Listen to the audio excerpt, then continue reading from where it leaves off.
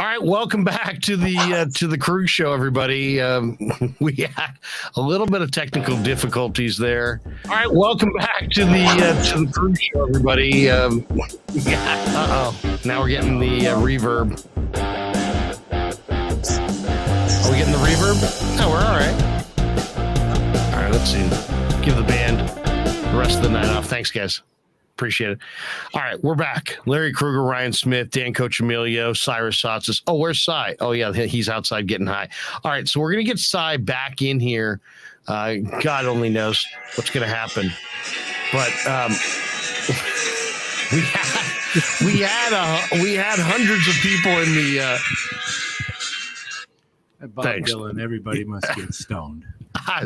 Bob Dylan, everybody wants to get stoned. Yeah, there you go. See what happens. Cy says he's going to go outside and twist one up, and then all of a sudden, all hell broke loose. We go to Ryan Smith, who is younger than Danny and I, so that means automatically he knows more about technology. Ryan, give us the rundown. What happened there? What exactly happened? Well, my assumption is that somebody, I don't know. And who, more importantly, who can we blame for it? Yeah, Steinmetz. Yeah. Len? We can't blame Len. Oh, I did Joey Bart the stream. Look at that. You want to do a Bart minute? Oh wait, no, he's back. There he is. Oh wait a second. Cy eyelids at half mask. Look at that. Oh, look at that. He's Hello, back. Gentlemen. Oh, look at that. All right, so now we're rolling. Now we are really rolling. All right, 112-87. Warriors beat Mavericks. We were talking about it. We had hundreds of people in the room. Thousands. Cy said hundreds of thousands. I mean, it was like, Rogan was called me, texting me saying, dude, what happened to my audience? Can you send them back over here? I said, no, Joe, they're hanging with us right now. So we're having a good old time. Cy said, hey, let me get outside and twist one up. Because we're cool like that. Basically, I didn't say that for the record, but yeah, okay, good. Yeah, we gave him the thumbs up because, the last thing we're going to do is get in front of, we're not trying to kill his flow, teach their own. You know what I mean? You got to do what you got to do what you got to do. So whatever you're insinuating, I do want to say it's legal. Just want to throw that out there. It is. But yeah, continue on. Itchy95 says, Cy smoked us all out. There you go. John Brower said, WTF, what happened? All right. There you go. You got to tweet that link out, though, dude. I want to show it some love. Did you do it? Oh, the new link? Yeah. Can you tweet the new link at Cy, and then he can retweet? Yes. We'll get this. Matthew Mears says California living. There you go. And no G required. Thank you. California living. Dude, love it. What do you guys think of Steph? What do you guys think of in the first half? Like we didn't really touch on this because they just, it was such a wampin'. But at one point I don't use wampin' enough. I gotta use wampin' more. it was a whoopin'. I don't know what the difference between a whopping and a whooping. But anyway, somebody, I think Clay and Steph combined for like 2 of 11, and then the rest of the team was like 23 for 25. I'm trying to find it from deep. No, just like to start the game off. Oh, well, here's one stat. Connor Letourneau, who's, by the way, a fantastic beat writer covering the team, although he's not technically a beat writer anymore, but still covering the team for the San Francisco Chronicle. The Warriors shot 12 for 19 on long twos. That's absurd. I mean, these are long range 2-pointers, and there were 12 for 19 from the field there. They're just.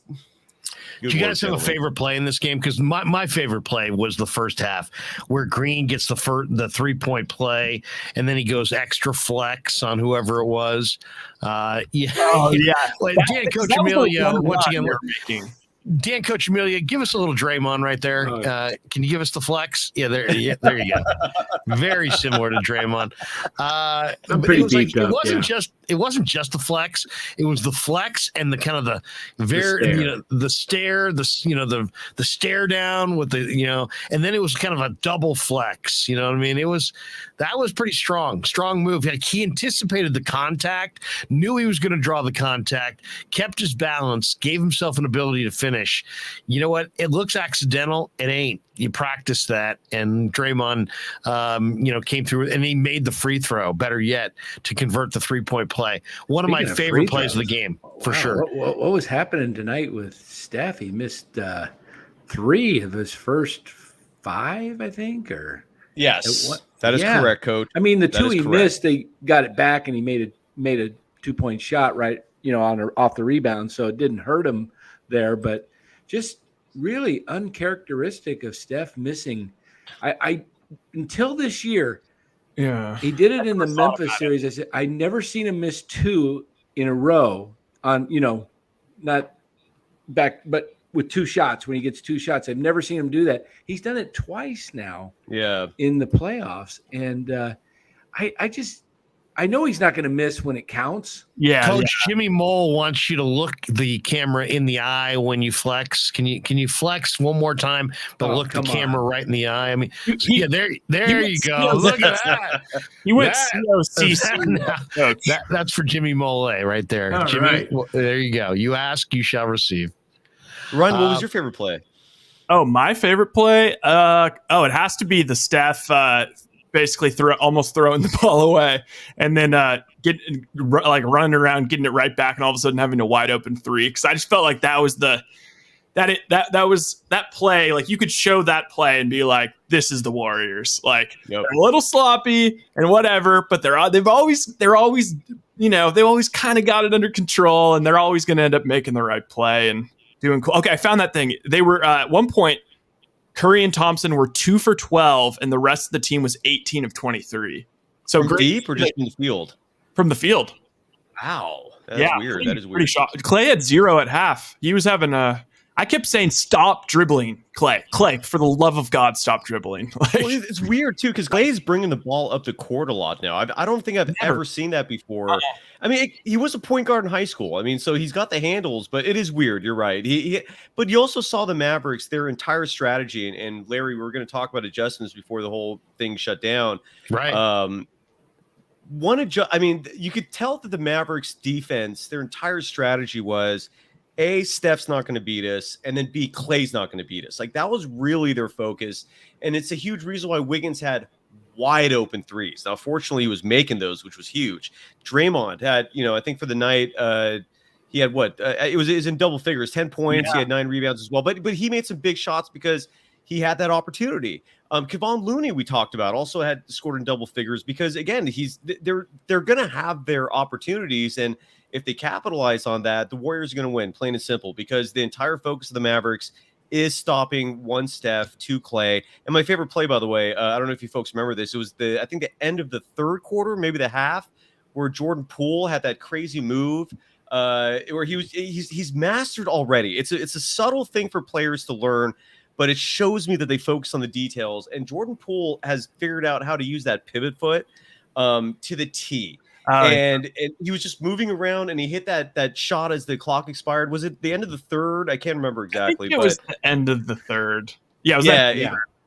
So, and it was nothing but net, and that was my favorite play because that showed me that the Poole's just figuring it out. And there was a lot on offense, but defense, when Draymond blocked the shot in the corner, Curry almost blocked it, and then Draymond knocked it out, and then that led to they had 1.4 on the clock, and then they took it in, and it led to a fast break, if I remember right, a bucket, because Memphis didn't hit rim, and they, instead of letting the call in 24-second violation, the Warriors got it and were running. Was that the play? And they took off and they scored on a transition bucket, I think.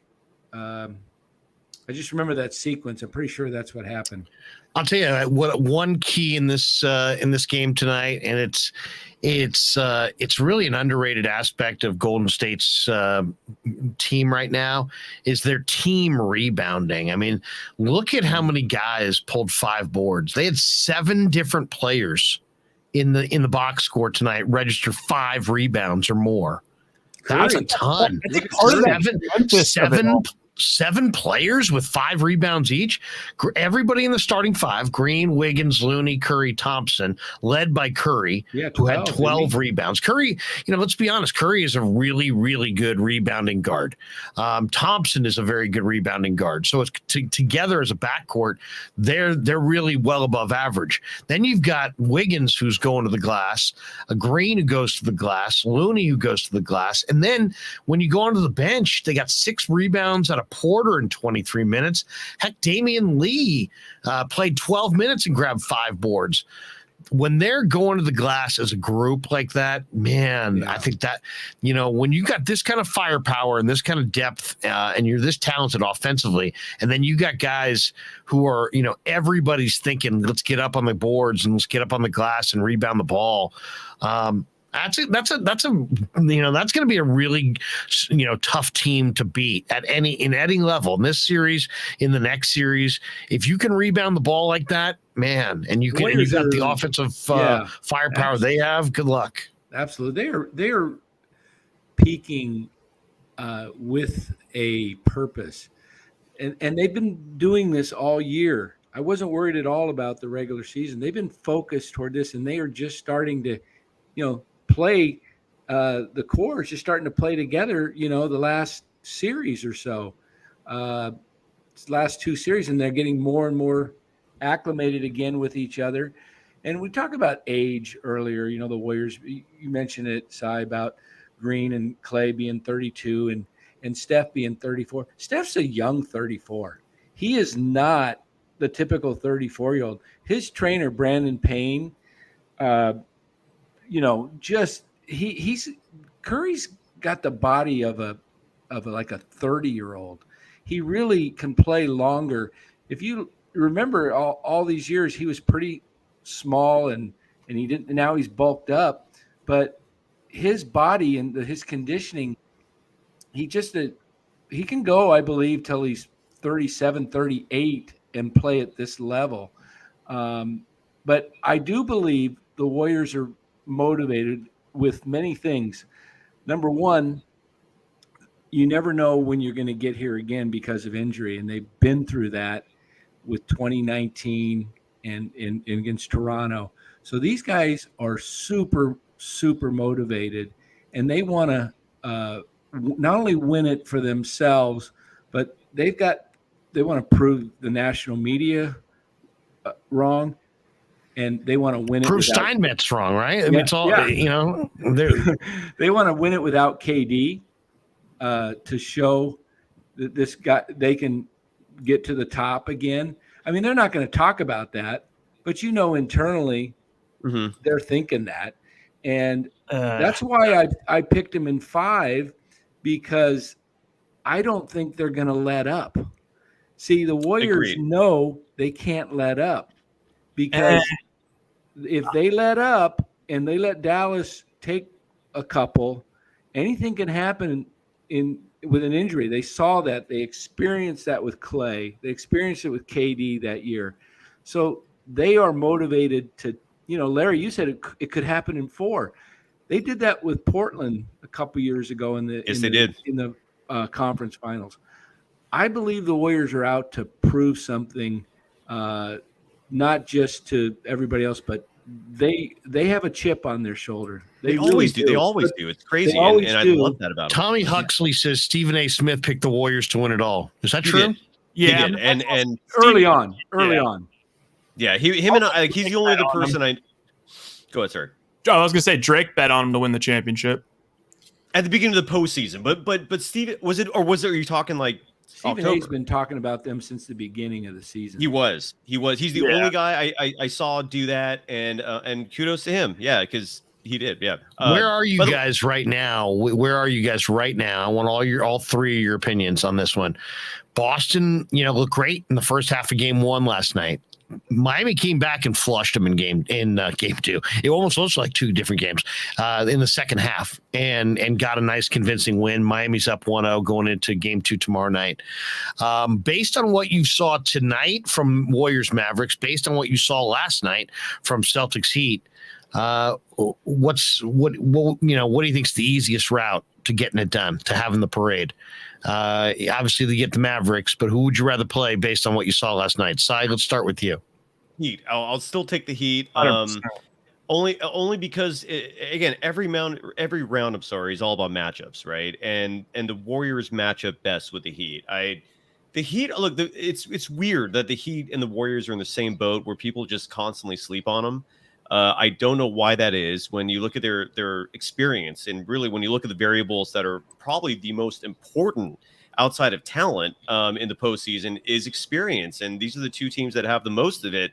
This Heat team was in the finals just 2 years ago, called the bubble finals, whatever you want. It still was not an easy path.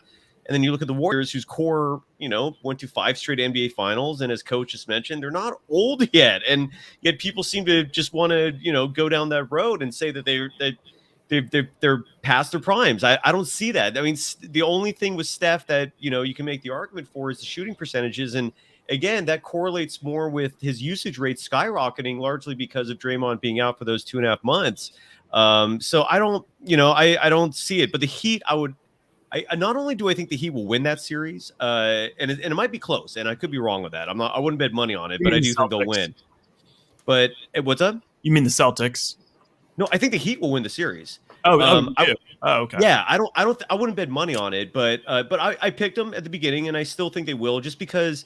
Look, defense wins championships. All right, that is not, it's a cliched statement, but there's so much truth to it, and you do need offense with it, obviously. But the Heat have a sound system. I mean, starting with coaching, Jimmy Butler for some reason is always slept on. He is a beast of an athlete. I mean, he is an incredible player.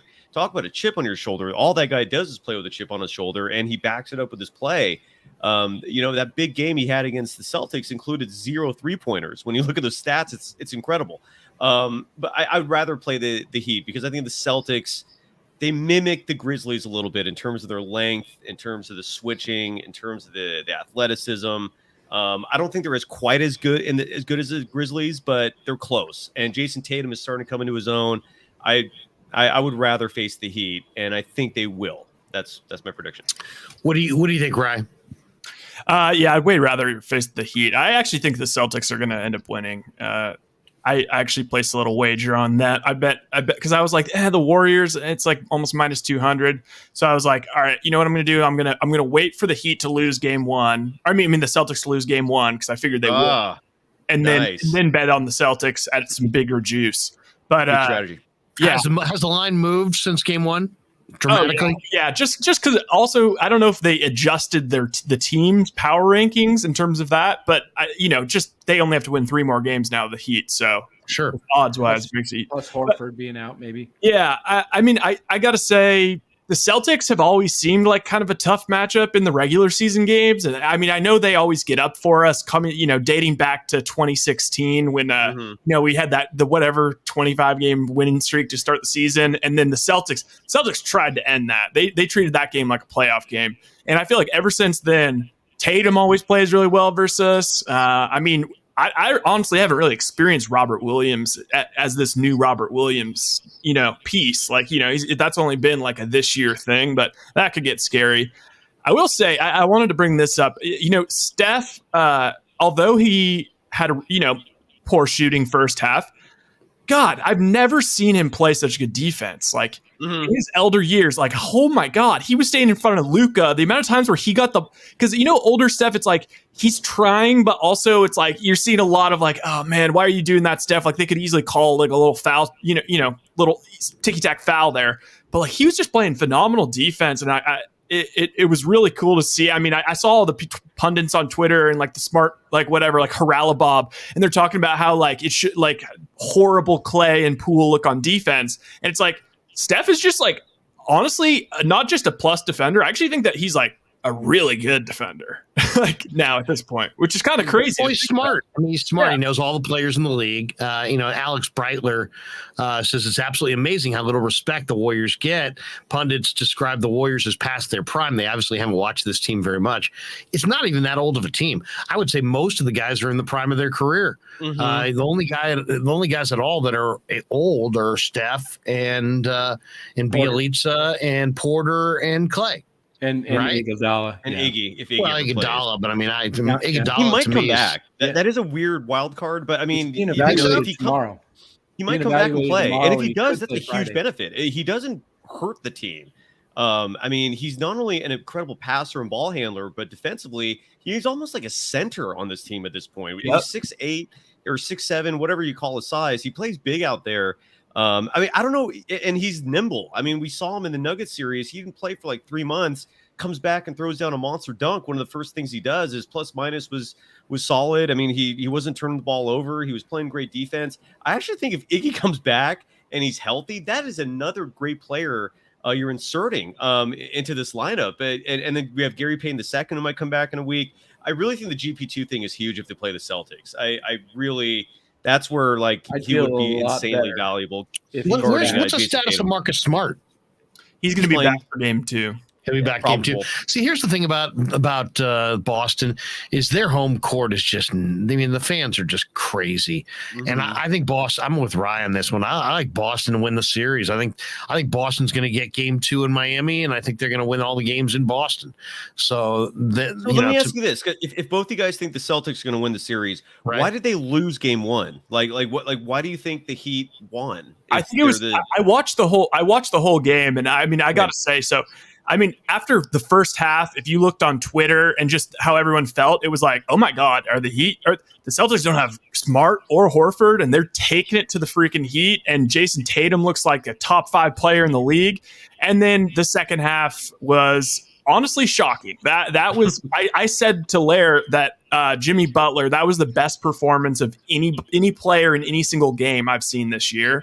His impact, that was shocking. But I think it's just a combination of they just had a really, really tough, hard-fought series and not that much rest. Like, they didn't get to play on Wednesday. They just finished up Sunday. They immediately had to go into this. They didn't have Horford, and they didn't have Smart. And in a way, it's not as much like for a guy like Horford, it's more of his presence. Like, he's kind of a calming presence out there for those guys. And I don't know. I think it got a little out of control, and I mean, they've lost game 1 in every series. So yeah, I don't know. I think the Celtics have proven they can win on the road. I'm not. Just remember, Jimmy. I think they were a little bit.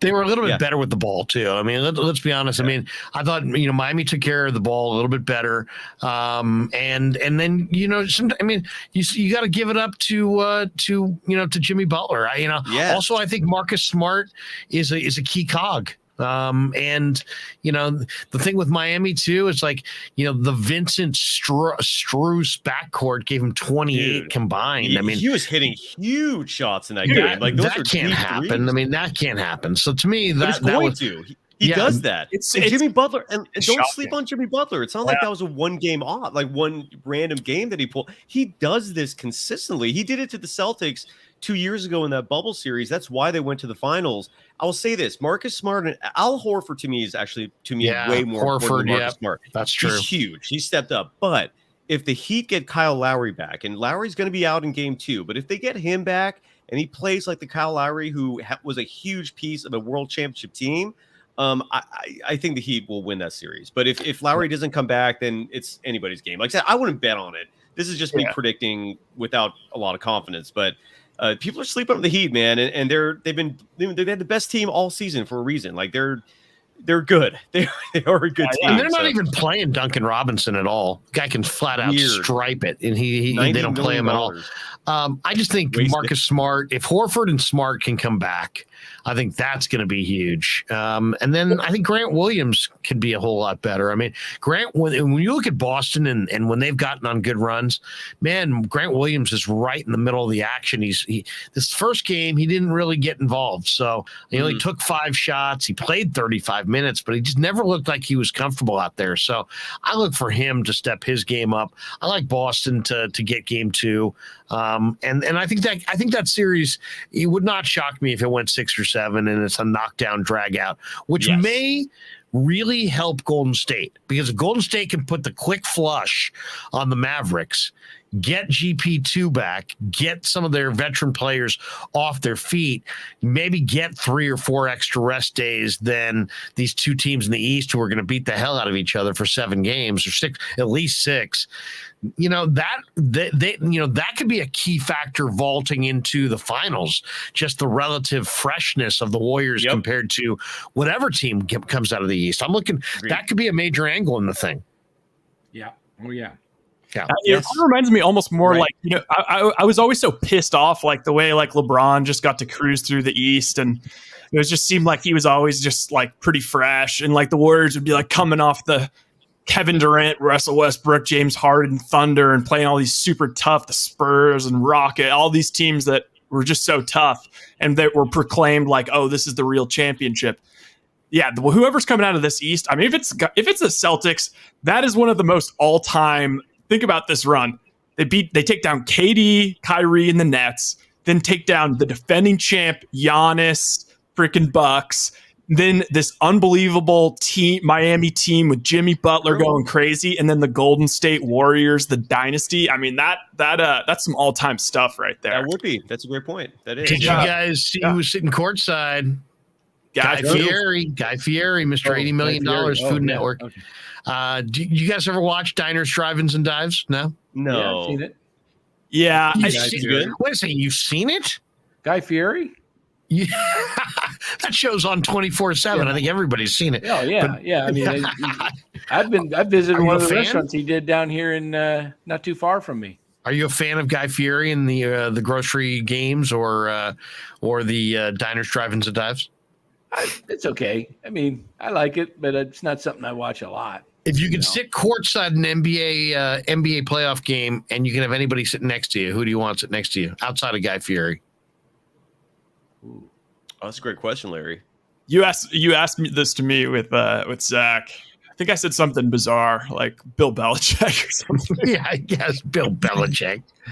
Excuse me, could you pass the popcorn? Seattle. I don't talk about the past. I mean, maybe Barack Obama, maybe Paul McCartney. I don't know, man. That's a tough one. It's also tough. Like Obama. Is Obama going to be like real with you, or is he going to be kind of like buttoned up?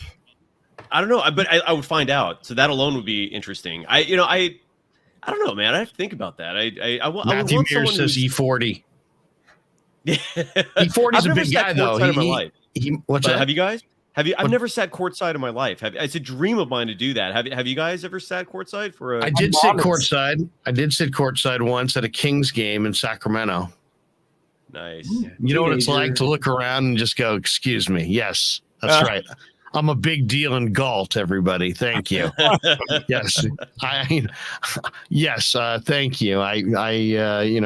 American River Drive. Thank you. Yeah. I got down to courtside in the 70s, late in the game when, crowd was clearing out. I was able to get down. You moved down to courtside? Now that's the ballsy move. Yeah, oh, yeah. Yeah. And then I was in the tunnel when they were walking by, and Abdul-Jabbar, man, that guy was much taller than you really think, and he just 7'2", right? tall. Oh yeah, but just so tall and lanky, But he just walked right by me. I said, "Hey, Kareem," and he's just like, "Man, he was over, 15 inches taller than me." But it just so huge. Did you say hi to him? Yeah. Is he pretty curt? He was just walking off the court. Nothing that I can recall. Even it was just. He wasn't like, "Hey, how you doing?" No, it was just, "Hey," I've heard stories like that. Yeah. Oh. Have you guys seen the show Winning Time, by the way? Yeah. No, I haven't seen it. I'm 5 episodes in. It's ridiculous. It's one of those guilty pleasures because anyone associated with Jerry West or the Lakers hates that show. What's it on? What's it on, Si? What's it on? HBO Max. And Adam McKay is directing the whole thing, running it. He's a showrunner. And I know I'm not believing it, the portrayals. And if you can kind of like overlook that, it is a fantastic show, man. Ryan, do you like it? Yeah, because you know what? This is like how narcissistic I am. I'm like, wow. I wonder, like, imagine in like 20 years, like if I could be the one to make the winning time, the version of the winning time for the Warriors. And I was like, I probably would like make LeBron look like a total douche and like all this stuff. So I was like, yeah, I totally get it. I'm only 5 episodes in. But I'm impressed, man. That is a show. But it's just all about There's stuff though that are like I've heard like Bill Simmons talking about it because he went to a lot of those games. There's weird stuff like they just will like the game will end and it's the same result, but they just for some reason decide to change the score by 1 point. It's just kind of like like that's kind of annoying. If I say best basketball movie of all time, you say what? Weirdly enough, that Ben Affleck flick that came out like 2 years ago. That was not bad. With my buddy Al Madrigal. Where he was, where Ben Affleck was a bad alcoholic. Yeah. It's pretty dark, man. The way back, it is dark, but it's really good. It's pretty dark. It's dark, really good, man. That got me. You like that over Hoosiers? Well, Hoosiers is great too. Yeah, that's that's a classic. I mean, He Got Game? No, that's good, but not. It's not Hoosiers. It's not Blue Chips. Not Hoosiers. Hoop Dreams is like the hit dream. Like, there you go. That's one of the greatest movies of all time. Oh, here we go. Rebel 444 says Glory Road. That's a great Don movie Haskins and the UTEP Miners. That is a pretty good movie. That is a great movie. Yeah, I mean, Semi-Pro, if you want to laugh, is a fantastic basketball movie. But yeah, I'm gonna go either the long. Was it The Long Way Back? Is that what it's called? The Ben Affleck flick, or Hoosiers? I mean, Hoosiers you might have to just give it to that. That's an all-timer, man. Wait a second. Jim Mollet weighs in with Semi-Pro. Oh, my God. Semi-Pro. Yeah, with Will Ferrell. Absolutely. Oh, that's the best. Semi-Pro for sure. I'll say Semi-Pro. Say Jackie, don't bite yourself, Jackie. Wait, Jackie. White Men Can't Jump is the best, I feel like. That's a good one, too. Oh, that was good. I'm going to get my gun and come back and shoot all of you. Wasn't that Marcus Johnson, the former? He goes in the liquor store like with the mask on to rob the liquor store, and they're like, because I know that's you. Like, take that shit off. Yeah. I'll tell you which is a pretty cool beginning to a movie is Grand Canyon when the movie starts and they're at a Laker game, and I think it's Warriors-Lakers. Yeah, and right in the middle of the Showtime era, and Kevin Kline is this guy who goes to the Laker game, then he breaks down in Inglewood and gets hassled and he meets Danny Glover. Did you guys see that movie at all? No. I didn't see that one. Grand Canyon? Oh man, go Grand Canyon, very good movie. Wow, very good movie. Nominated for original screenplay. Grand Canyon, yes. He Got Game, you remember that one? He Got Game. Yeah, that's not bad. Good one. That's a really good one, yeah. Yeah. So let's fast forward to the next game for Warriors-Mavericks Friday night. What do you think?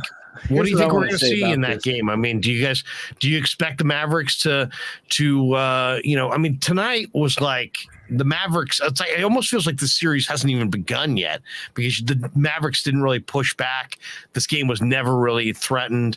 Golden State just looked really all night like the better team, the deeper, better team. Is Golden State go up 2-0 Friday night, or do the Mavericks make it closer? Do they fire something Friday night that makes us think, well, yeah, Warriors are up 2-0, but the series ain't over? What do you think we're going to see Friday? I'm gonna say that the Warriors go up 2-0, but it's not going to be like it was. I don't see it being a blowout. I would like it to be a blowout because it's a much more enjoyable game for my nerves watching, but. This is a potential always game 2 after you win game 1 is a potential trap game because it's easy to think what's going to happen if after you blow it out that you're going to take it to them again. This is where experience comes in. Warriors championship, DNA championship, pedigree, whatever you want to call it. This is where Kerr knows that Dallas is capable of winning game 2 and turning the momentum of the series. So I believe they'll be ready. And the one thing that's interesting about having games every other day now, you're still going to have adjustments. They'll have time, but not as much time as you would if there's 2 days between games. So, and I'm wondering if Luka, I think he's okay, but he was kind of playing with that right shoulder of his quite a bit. And I wonder if you got a stinger. Good call. I wonder if that thing might tighten up, Good call, Coach. Good call. So I look for the Warriors to win game 2, and I think it'll be a little closer, but I think the Warriors will, win 10, 12 points, and it could be within a 4 to 6 point game during the fourth quarter, and then the Warriors stretch it a little bit and so specific, Coach. This is how I'm just seeing it, but I could be wrong, man. There'll be a breeze before the game coming out of the southwest, Joey about Bart. 9 miles an hour. Predictions after my Joey Bart I think prediction. at the 5-minute mark of the second quarter, the Warriors will lead by 2, and then I'll buy 3 beers that will cost me $52.19, but I am a financial planner and I'm prepared for that. Now, on the other hand, I do see Boston winning game 2 because I don't think Miami has that same experience, even though they won in the bubble, which to me, 2020, I didn't count anything in 2020 championship. It's half a finals appearance. Yeah. Did you like it? Did you guys see Middlecoff going off today? I enjoyed it on John, Twitter. On what? He was just going off about like, oh my God, I can't believe like the Warriors actually have and Steph Curry actually has like a chance to surpass LeBron in rings. Like I didn't think it was going to happen. And like, he's like went on this whole thing about how like, he's surpassing him because LeBron only has 3.5. Exactly. Just like the Dodgers, they haven't won since '88. Yeah, I mean, the LeBron win over the Golden State, if you're a real Warrior fan, you almost kind of block that one out. Like, come on. If you're not a fan, that's a circumstantial ring right there. Richard Jefferson, LeBron's teammate, is even admitted just recently. He came out and said, look, if the NBA doesn't suspend Draymond for game 5, we don't win that series. So, I mean, it's pretty universally acknowledged, but, if there's one thing I've given up on is trying to convince LeBron fans that he's not, a heavenly god. Like it's just worthless. It's a worthless fight. You're never going to win it. For some reason, he has convinced the whole generation of human beings that, he's amazing. And he is, but he's not Jordan's class. I can't ever hear that argument because he's not. There's Jordan. Then there's LeBron, so I don't know. That's me. By the way, I will not in a playoff series. I have to give tremendous kudos and respect to the Chase Center crowd. Yeah. They're making that place. You're throwing props, huh? You're throwing love, some props. Kudos. I'm throwing them kudos because they're actually resembling props and kudos are the same, right? Yeah, so I guess I'm just making sure, just double checking. Yeah. But so they're loud, and this was a Wednesday night game. I am not going to rule out a Friday night game at Chase. Would you rather have props or would you rather have kudos? I gotta ask. Props. Okay, Rye. Props or kudos? What would you rather have? Kudos. Really, Danny? Props or kudos? Maybe. Props or kudos? Oh, I said props. Yeah. Props. Oh, yeah, I want props as well. Kudos. I want props. Kudos sounds. Kudos sounds like cute cooties or something. Yeah, exactly. Kudos. I don't know if there's good kudos. There's bad kudos. It sounds like one of those bars that kids eat after school. Your kudo. I'd go props. We digress. Go ahead, Messiah. Continue. Friday night Chase Center, the Warriors are not going to let that crowd down, and vice versa. It's going to might not be as big of a win, but it'll be comfortable. Okay, now that we're getting ridiculous, I just wondering how many teams have gone undefeated at home throughout the playoffs in winning the finals? Quite a few. Quite a few? Like the Warriors did it in 2017. Did they? Yeah, I mean they only lost one game. Oh, you're right. They were 16-1 in the playoffs. Oh yeah, wow. And the Lakers did it. And there's been a few. I shouldn't be saying it's common, but it's happened. Yeah. Wow. 61. Jim Molay says kudos sounds like gluten-free cereal. Yeah. Fidel. Kudos. Anyway, props and kudos are in the same family tree, different branches. There you go. J Stamps 101. All right, Cy, we've been talking a lot of Warriors, a lot of Mavericks. We're probably going to get into Giants, Rockies, and guess what we're doing tonight, Cy? We're going to do a PGA Championship draft. Yes, I'm envious. That sounds fun. Actually, I'm not kidding. That sounds fun. Championship draft, but it won't be for another half hour or so. I got to run anyways. But can I get some? You got to run. You got to twist one. Yeah. Before I bounce, obviously Locked On Warriors. Check it out. My Twitter handle is @DogSurfRoadshow. The program's Twitter handle is @LockedOnDubs. But tomorrow's who's show, on Locked On tomorrow, Cy? Yeah, it's a daily podcast, so you can get Warriors content 5 days a week. Tomorrow's show is going to have Kristen Ledlow of NBA on TNT and NBA TV. She's one of the primary anchors, and sometimes she's a courtside reporter. She's fantastic. Looking That's forward a good to having book. her on the show. Who booked that? You? I did. Yeah, I'm the producer, just like you, man. Yeah. So well, I don't know. Does Ryan book guests for you? Like, what? How does that work? We really don't tell people the secret sauce of what's behind the scenes. It's I hear you, man. All right. It probably is mayo and ketchup just mixed up, but we're gonna call it secret sauce. All right. Awesome. I'm gonna go record a podcast with Matt Steinmetz now. So you guys have fun tonight. And I'll see you soon. Tell him. According to him, the Mavs are gonna go on a rampage right now, right? And basically win like 5 out of 6.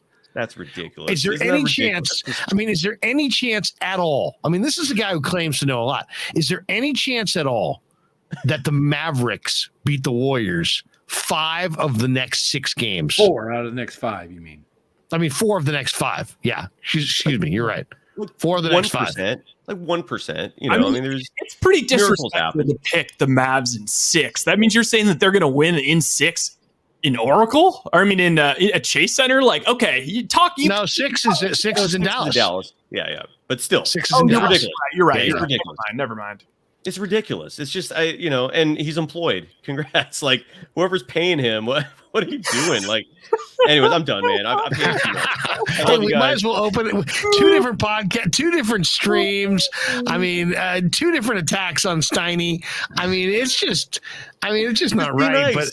Larry, don't you agree, man? Like if you work in any industry, be a nice person, Like I'm you know me, I'm Switzerland. I'm neutral. I'm all for Steiny, but at the same time, I'm all for Lund. You know what I mean? Why is Lund? What do you keep throwing Lund? He's a great guy, isn't he? Like I've never met him. I'm just saying. He's just stirring what I'm saying. I'm all for rats, but yeah, I'm all for tea. I really like D. Bruce. But I kind of, I gotta get me some of my Murph. You know what I mean? I mean, there's some give and take. There you go. That's just the way I roll. All right, Cy, have a great night. You too. Twist one for us. Friday night. Friday night. Can I say one last thing real quick, and then I'll be gone? Yeah. Okay. Go ahead. Friday night.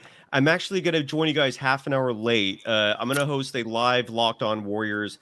And then jump on with you guys. I have to do that just so the weekend. We're going to get regurgitated material. Well, yeah, you're going to basically all your good takes are going to Locked On. No, you're going to come over here and just be like, ditto. I just said that. Every time we ask you about a question, I just said that. I'll keep fresh material. I'll keep fresh material. You'll keep all fresh. Is there a way you could kind of keep a couple of nuggets of wisdom, and when somebody asks you on Locked On, go, you know what? I'm not sure. Let me think about it. And then over there, you say, let me think about it. But over here, you're like, you know what? I thought about it, and this is what I think. Exactly. Right. You'll get more. We're going to get your grade A stuff. You'll get more. Exactly. B material for the first part. It's kind of like a comedian, right? They go to little dinky, comedy store. Not that Locked On Warriors is dinky, but you go to little comedy, dinky comedy stores, practice your material, get it right, and then go to the big stage. Go to Madison Square Garden. So that's what I'm doing for you, Larry. All right. I got a question for you, Cy. Yeah. At the beginning, I talked about fingerprints, Ron Adams' fingerprints all over this game. What do you think? Because he's done this before with big, with stars, with guys, and he develops a defensive game plan. Didn't that look like Adams? And I mean, I know Mike Brown plays a big part in the defensive planning too, but Ron Adams is the guru in the NBA of defense. And Ron Adams has Kerr's ear. So when Ron Adams speaks, Kerr listens, and you don't really say that about a lot of people. So I'm 100% with you. Ron Adams. So if Kerr is like Obi-Wan Kenobi, Ron Adams would be like who's the little green guy? I think Kerr would be like Yoda. Yoda. Would Ron Adams be like Yoda? Yeah. That sounds right. Yeah. Sure. Okay. Yeah. Just trying to get my hands all the way around this. See the pecking order of things. When is Kerr? I mean, Kerr is the king, but Ron Adams. Who's Lando Calrissian? Here it is. He's the Godfather. Kerr's the Godfather. I can't even get Ron that Adams one is out. the concierge. Does that make sense? Like he's his number one side guy, I guess. Yeah. What was the actor that played Billy D. Williams played who again? In what movie? Lando. Yeah. What was his last name again? Calrissian. Yeah, Lando Calrissian. So who's the Warriors' Lando Calrissian? Do they have one? No. I don't know. Maybe think it over. Friday night, I want an answer to that. I think that's me. Like, hey Kerr, I'm really thinking JTA. I think you do really well in game 2. Wait a second. Clarence Peak says the Joey Bart is trash segment is cometh. It is. So that one could be just around the corner. That's a little tease. Oh, here we go. Anonymous. Lando Calrissian. Yes, it's Rizian though. The S's are soft. Yeah. All right. Cool. There you go. I don't know who's Joey Bart. I don't even know what that means. Joey Bart? Yeah. You don't know Joey Bart? That's how out of touch I am with the Giants this year, man. Yeah, who is he? I have no idea. He's this guy, they just hired this new assistant PR guy. His name's Joey Bart, and he's the catcher, Cy. He's the catcher. Oh, okay. In the squat, like the new Buster. Let's translate to him. He's the James Wiseman of the Giants. I see. So he never plays. So I think what really came out of Cy's mouth is, excuse me, people who run Locked On. No, I can never fill in on the Giants Locked On show. I can never fill in on the Giants Locked On show. Not even pretending, man. Not even when you said little runt PR guy. The guys who run the Giants Locked On show heard you and were like, yes, that guy could never take my gig. Never. And when you said little runt PR guy, I thought you meant Blake Rhodes, but so we're a different subject altogether. So let's not talk about old stuff. Let's not talk about old stuff. All right, Cy. Who is the PR guy? Is it Moorhead still? Is he still there? What's going on? Who's Giants PR? It's Matt Chisholm. There you Matt go. Chisholm. Right. Look at, I'm here. I can do this all night long. All right, I can go all night long. Warrior PR guy Ray Ritter. You want more? I'm here. I'm here for you. I'll go PR guys for 300. Thank you. All right, Cy. The chat is the PR guy of the San Jose Sharks. San Jose Sharks PR guy is come on, Danny. I got a life. No, it's the same guy that was. No, Scott Emmert is the Shark. Scott Emmert. Yes, there you go. Scott Emmert, if you're out there, thank you for the tickets to the Flyer game. He's still there. I just want to thank you. He's still there, right? Scott Emmert is there. Yeah, there you go. You actually got it. but I think you said. Did you say earthquakes? I think you said earthquakes. No, he said sharks. Oh, sharks. Okay, yeah. Scott Emmert. So maybe I have no life. Now ask me about the earthquakes. Yeah, you still remember who the center is for the New York Jets. Sean D says, who's the where is Sean D says, who's the PR guy for the Krueg show? That'd be this gentleman up here in the top left. That's it. There you go. We could put him in the center square. Oh wait, we just moved him. All right, there we go. You can't get center with 4. Can you? Can't. Oh, there you can't. There we go. No, not Danny. There we go. PR guy for the Krueg show right here, everybody. Blame him. No, I mean, give him a call. All right. San Francisco Spiders PR guy. Come on, Danker. Now you're just trying to piss me off. That's a low blow, man. That ain't right. Why are you trying to rain on a parade? I'm get off the cloud. Sitting here since the last 20 minutes trying to figure out who I would sit courtside with. Yeah, exactly. Wow. Yeah, we buried the lead. Yeah, seriously. You're thinking. Gentlemen, have a great night. All right, Cy, on that note, we say goodnight and thank you for joining us. There you go. Goodbye, Cy. I just thought of it. I just thought of who I would sit courtside with. Who's that, Cy? Well, of course I'd love to sit courtside with Cy, but if I really wanted, of course, now he wouldn't be able to play the game, but I'd love to sit with Steph Curry and just pick his brain and listen to him. But what if like 5 minutes into the game, he's like, Dan, can you just shut the hell up, man? then that sucks. The rest of the game kind of sucks. But maybe after he retires, hey, yeah, Steph, I bet he's got some pretty funny things. He's always cracking up over there on the bench. I think I'd like to sit next to Shaq. I think Shaq would be funny. I don't know if you can hear it. There's so much bass in his voice. There's a little space here. But it'd be funny. Oh, and, funny. And nobody would mess with you. They'd be like, oh man, he's buddies with Shaq. He hangs with Shaq. Yeah, that would be cool. I would love to be Shaq's buddy. It'd be like, dang. Jack Nicholson? Oh, Shaq, you said. Toads McGoat says Jack Nicholson. He wants to sit with Jack Nicholson. Rebel 444 says, my pick is Dennis Rodman. Definitely would have fun. Might be able to learn hoops as well. Yeah, Dennis, come on. Jim Molay says, not a lot of elbow room if you're sitting next to Shaq. Oh, that's true. He's going to need a seat per cheek. Will you guys watch Curb Your Enthusiasm where Larry David by accident tripped Shaq? Yeah. Because he had his feet sprawled out. I mean, that was, that show makes me laugh so hard. I know. When he picked up a prostitute so he could go in the carpool lane to Dodger Stadium. That's how much the traffic bothered him in LA. And then he figures out that the athletic trainer was cheating at whatever that game was they were playing. What do you call it? I forget. But oh god, great show. All right, so we have SG Sports Talk saying, can you open up the phone line? Can we open up the phone line? Want to wait though, and because let's tell people where we're at, what we've been doing here. Okay, so we started after the Warrior Maverick game concluded, and we were on a different stream. It was rolling. There was millions of people there, literally millions. I mean, there were so many people there could fill a stadium, and then somehow Ryan effed it all up. No, I'm just joking. I'm editing. No, but somehow we went to a commercial. Cy went to twist one, and everything went haywire. And if you're just tuning in, you're sitting there going, man, I like this show. Dan's got a really nice new microphone. Yes, he does. It's all brand new. So these are exciting times for the channel. So we went to the commercial, and then all of a sudden everything blew up. So then we had to start a whole new chat. So now we're back chatting, and we're back going into Warriors-Mavericks. But we've really talked a lot of Warriors-Mavericks. What we haven't really talked about is the Giants' 5-3 loss to the Rockies.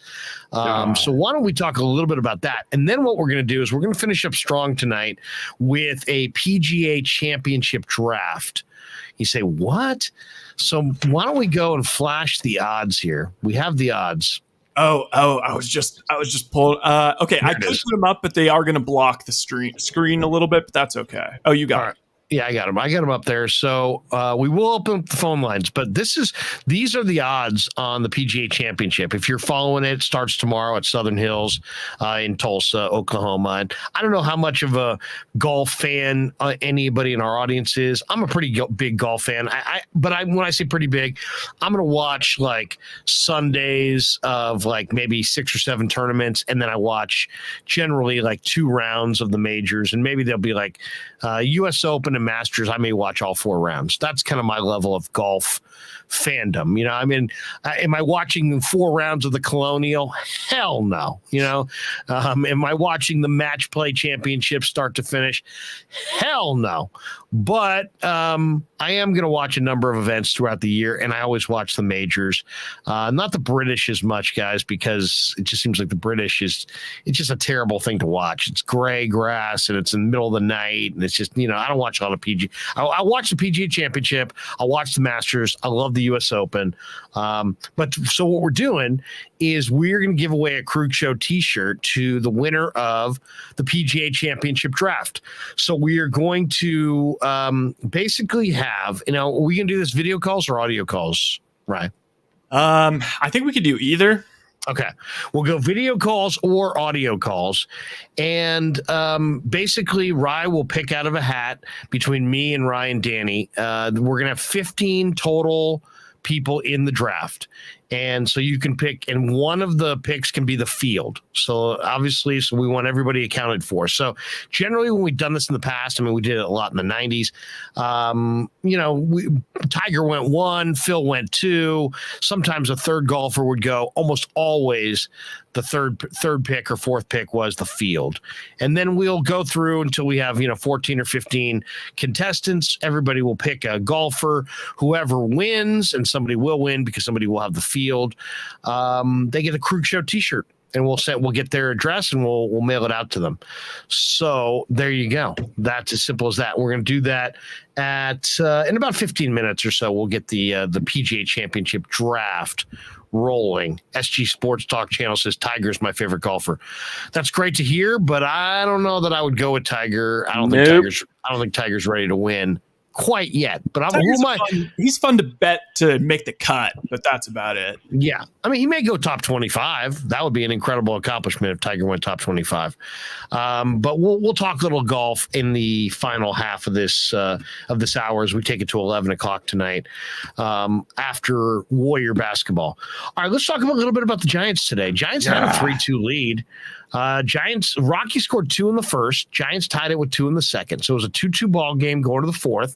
Giants scored a single run to make it 3-2. And that's the way the game stayed until the bottom half of the 8th inning. And you have Logan Webb, who went 7 shutout. He gave up 4 hits, 3 earned runs. He threw 97 pitches. And Farhan had a chance. I think Kapler was a little bit scarred from the day before yanking Alex Cobb. They went too long with Alex Cobb that I thought he yanked Logan Webb maybe a little bit early. Now 97 pitches is 97 pitches, but I didn't love the matchups for the lefty Alvarez. He brings in Alvarez. Alvarez immediately gives up 3 hits, 2 earned runs. Bingo bango. It's 5-3, and the Rockies, Bart gets the final 3 outs, striking out 1, and the Rockies get the win. So kind of a frustrating game. Yaz had a couple hits. Tyro Estrada had 3 hits. But the Giants' bats were quiet. Only 8 hits. Actually, both sides had 8 hits. But Danny, Rye, what'd you think of today's game? I mean, are you here to question Gabe Kapler for pulling Logan Webb in the 8th? You ready? You heard a few of my comments this afternoon. You ready to let me? Yeah, let's hear you rip it, Danny. All right, what do you got? Get this out of here. All right. Here we go. Danny's fired up. He's fired up. I got a text earlier today from a very fired up Coach Emilio. I was ticked because Webb was dealing after the first inning. I think he had, what was it, 16 or 17 in a row that he had set down. He was rolling. They weren't getting anything hitting. I mean, they were either weak grounders or nothing hit hard. And he gives up a leadoff hit in the bottom of the 8th to Connor Joe, and out comes Gabe, and he brings in Alvarez. Now, first of all, I wanted him to leave Webb in because I know Blackman was coming up and he hit the home run in the first, but then the rest of the game, Webb had his number. And then following that, you got CJ Crone, or no, Daza, and then Crone, right? Yeah. Okay. So Daza and Crone, 2 righties. So he's got a left-hander who's going to – and now nobody are out. So it's not like you just got to get Blackman out and you're out of the inning. You're going to face 2 guys that both hitting over 300. Yep. And Alvarez hasn't pitched for a week. So what happens to every reliever who hasn't pitched for a week? They come in and they don't have command. Okay. So now you get behind 3-0 to Crone, the biggest power threat the Rockies have and one of the top home run hitters in all of baseball. And boom. And right there, I said, game's lost. It's over. I felt like, it was just so, Webb didn't want to come out. 97 pitches. I know this 100 pitch thing. Guys can go 110 easily. Believe me. They could go 110. Let Webb get through those next 2-3 guys. If Blackman gets on, maybe he's starting to lose it. But gosh, one guy, it reminded me of game 6 when Dusty pulled Ortiz. Guy got on. Let's come pull him.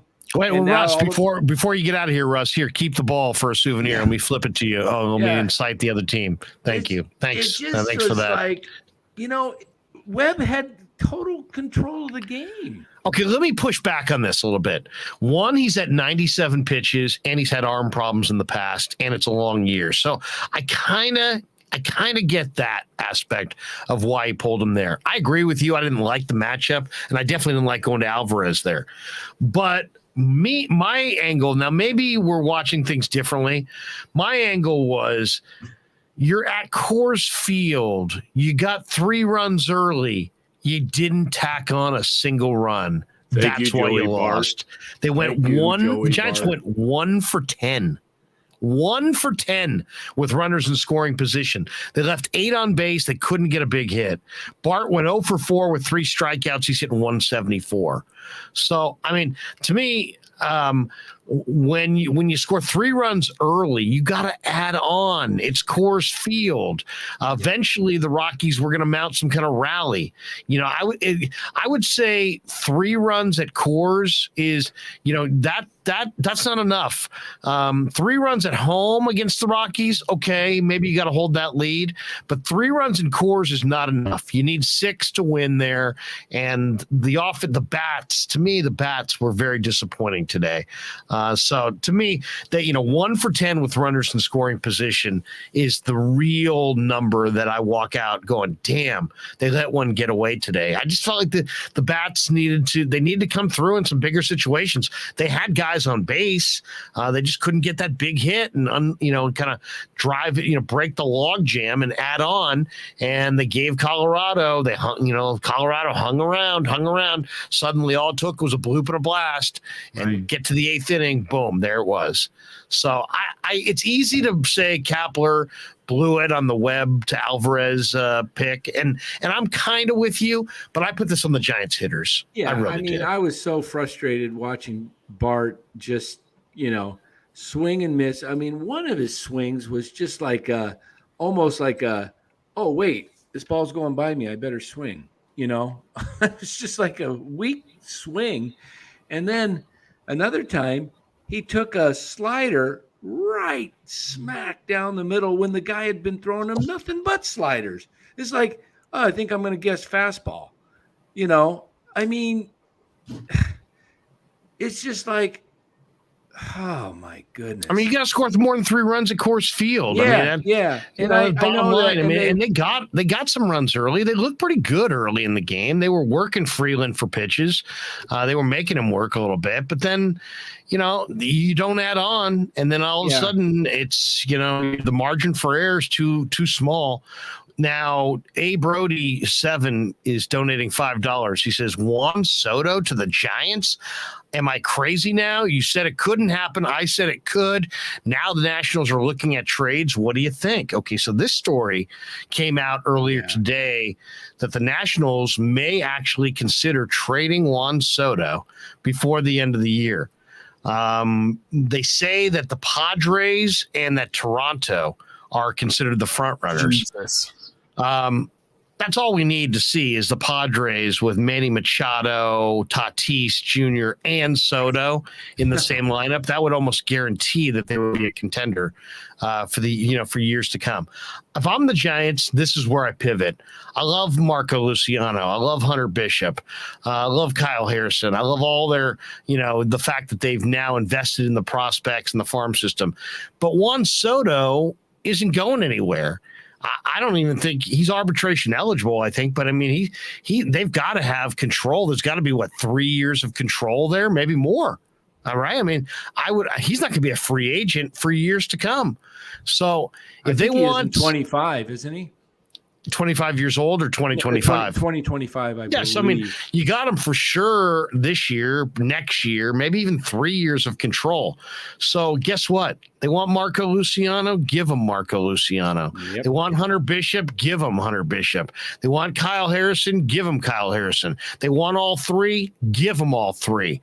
Juan Soto is in his prime. He's one of the great young hitters in the game. He immediately would inject life into the franchise, offense into the lineup. The more people would be interested in going to the games. The radio ratings would be better. The TV ratings would be better. Do it. Absolutely do it. 2024, he's eligible for free agency. I do it anyway. So he said that he's got all this year, all next year. So he's got this year and then 2 more years after this year is what you're saying. Is it the beginning of the 24 season? Let's see. Following the 24 season. Yeah. So he's got 2.5, 2 3/4 years left. Right. Yeah. That's plenty of time. And people are saying, I wouldn't make that trade unless I wouldn't trade for him unless they could hammer out a contract. Hammer out a contract. Figure out what it's going to take. Get the parameters. The one thing about the Giants have payroll flexibility. They got loads room. of cash, and in 2 years, are you kidding me? They own their own ballpark. They're printing and minting money there. They got nothing but cash. I mean, you should worry about us before you worry about them. My goodness. Right. And worry about anybody before you worry about them. 2 years, his contract comes up. All the contracts come up in a couple of years. They have nothing on the books if they let everything go in 2 years from now. So they're not committed to anybody after the 23 season, I believe. Maybe one person has a third year. I think DeScalfani signed for 3 years, but at what, like 12 million or something a year? They don't. This is a payroll that can go easily to 250, and they're at about 150 right now. They could pay Juan Soto $50 million a year for A_Brody says, y'all remember when Larry said I was crazy to think a big trade could happen, and Joey Bart is trash. I've been saying this, and everyone was looking at me like I was crazy. I didn't say that you're crazy for saying a big trade could happen. I think it's crazy to think a big trade could happen in May. There's a big difference. We're talking about in May. I don't think it's going to happen in May. Yeah. But I first of all, I definitely think the Giants, could make a big trade. Why? Because they have, for the first time in maybe our entire lifetime, really, they have the 2 components that make up the ingredients to a big trade, and that is deep pockets and payroll flexibility. They have that, and a number of young up and coming prospects that other teams covet. They've got that too, and there's many years they had neither, and now they've got both. So they can dream big, they can think big, they can talk big, and they can make these deals. It's just a matter of pivoting off of, it's all about Marco Luciano and it's all about Luis Matos, and it would all be about Juan Soto, and it would accelerate everything into the present. So I don't know. When Farhan was with the Dodgers, what was like his first big free agent acquisition? What is this would be it. You could say Carlos Rodon, I guess. With the Dodgers, you were saying? Dodgers, I mean. Well, he never was the GM there. Oh, he was. No, Farhan? He was the GM along with Friedman was. He's worked under Friedman, hasn't he? Okay. But I think Friedman was. Friedman replaced Ned. Farhan was like Scott Harris. Scott Harris is the GM of the Giants, but we all know that, But I mean, Farhan, Friedman was the guy. I mean, it was Ned Coletti, and then Ned got replaced by Friedman.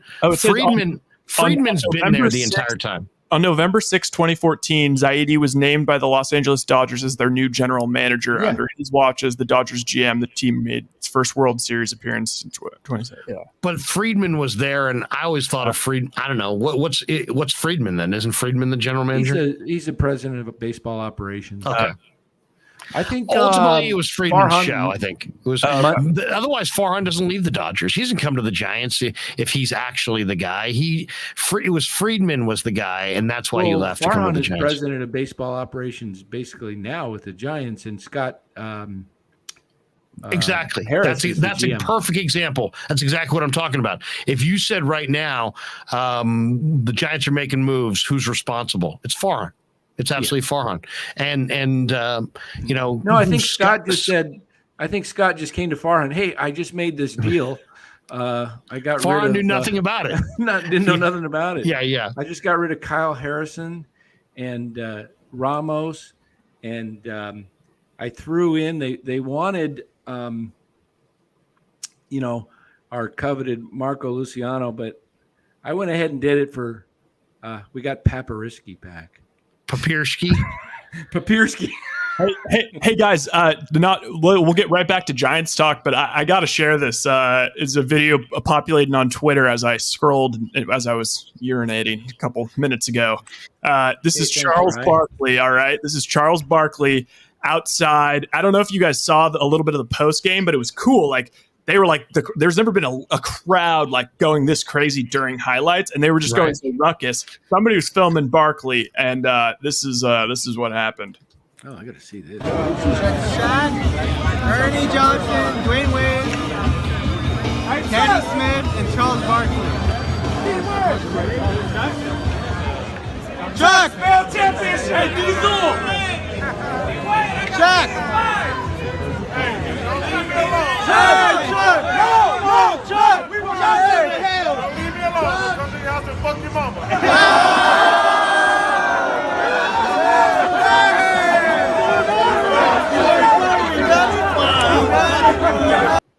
That's say that. What did he say again? He said, if you guys don't quit yelling at me, I'm gonna come to your house and F your mama. Nice, beautiful sentiment. Thanks for that. I thought that was worth it. I'm not a leader, or what do you say? I'm not a role model. I'm not a role model. Yeah, thank you. We were confused. Chuck. I love Chuck. How many more years do you think Chuck does that before he says, you know what, I'm done? Ooh. I'm tired of Kenny agreeing with me every night. It's kind of a good gig. Like, I don't know. I feel like he's only going to get more money. I say 5. SG Sports Talk has sent like 9 different texts. Send the call-in link. Rye, have you sent the call-in link? I haven't. Should we do it? Why not? I'll read it. All right. Let's talk for a few more minutes with some of the callers. Why not? Ready to roll. Yeah, no. People are weighing in on the Juan Soto. Juan Soto is exactly what the Giants need. A. Brody, we can't let Blue Jays or Rays or anyone else give up all the sack squad for Soto. NorCal says he's worth the entire farm system. No. I could see a something like a Luciano and maybe a Ramos and Lamont Wade or something like that. I don't want to give up Kyle Harrison personally. Maybe a dusting of jelly. I mean, at the end of the day, I don't want to trade any of these guys. But you're talking about Juan Soto. Yeah, but do you want Juan Soto? You're saying tomorrow, Mike Rizzo calls up. Farhan has just hired Dan Coach-Emilio to make all the decisions. You answer the phone. He says, "You know what, Dan? I hear you're the guy." You said, "That's right. I'm on the Krueg show now. I'm making the trades." And he says, "You know what? I need Kyle Harrison to move Soto, and if you throw in Kyle Harrison, I'll move you Juan Soto." You hang up the phone. Who else is he getting besides Harrison? He's getting Luciano and Bishop as well. He's getting all 3 of those guys. He wants Luciano, he wants Bishop, and right when you're like, "Hey, I'll offer you Luciano and Bishop," he says, "Look, Dan, this is a special guy. I need a big time arm. I think Kyle Harrison could be the next Bumgarner. I know you do too. If I'm gonna move you, Soto, I needs me my Kyle Harrison." and then you say what? I'm saying goodbye, Kyle Harrison. Let me drive you to the airport. I would say, okay, I might make a shot. I might make an attempt at give me. I need one more player from you if we can do that. Maybe look at Danny driving a hard bargain. Yeah. Who else would you like? Who's Josh their Bell? catcher? You want Josh Bell? No, I'm dealing with the Rizzo. I'm dealing with the Nationals right now. Who's their other? Who's their catcher? Somebody get the freaking door. I don't want Suzuki. I want. Well, let's find somebody. We'll find somebody here on the Nationals. Chardall, you here? No, it's not Chardall. It's Brody. Who is it? Who's here? Hey, well, no, I asked Chardall to let me get the first call. That's why. I saw that. Yeah, Chardall. Looks like he's being polite. So who's on the line here? Who do we got here? It's Brody from Lancaster. Brody. What's going on, Brody? Hey, so, I mean, you guys saw what I wrote. Look, man, I've been saying for weeks, Farhan's been making these sneaky moves for a reason with Diaz, with Pepersky, with all these. Look, man, he's been stocking up. We got under $100 million under the cap for a reason. I'm telling you, he's bringing in Soto. When you've been rolling around the last few weeks down in Lancaster barking this, what kind of reaction are you getting in Lancaster to that comment? The same reaction everybody else has been giving me. Like, I know they'll be like, yeah, that sounds like it could happen, but I don't know. And then I'm like, bro, it's going to happen. And they just look at me like I'm crazy. I like that. I like how we got behind the scenes there. We heard a little of the dialogue, a little bit of the man on the street in Lancaster. I felt like he painted a very vivid picture there, Rye. I felt like we were there with him in Lancaster. Oh, absolutely. But it's weird because I'm in LA County, so I'm a Giants fan, and like a sea of you live behind enemy lines. What's it like? Yes, it's honestly. It sucks. My brother is a huge Dodger fan. My cousins, like, when we go to the games, they're all ashamed of me. Hey, let me ask you this. What if somebody was listening right now and they're in the Bay Area and they're thinking, I got to get out of here, man. I want to move somewhere. I want to get out of town. Give me your 30-second argument why Lancaster is a great destination place. Oh, that's easy. It's up and coming. It's low.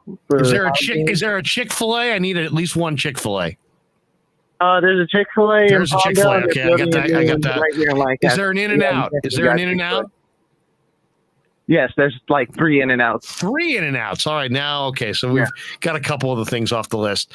Give me your 30-second to 1 minute breakdown on why moving to Lancaster is a great idea. I don't. Oh, it's got a super center. It's hot.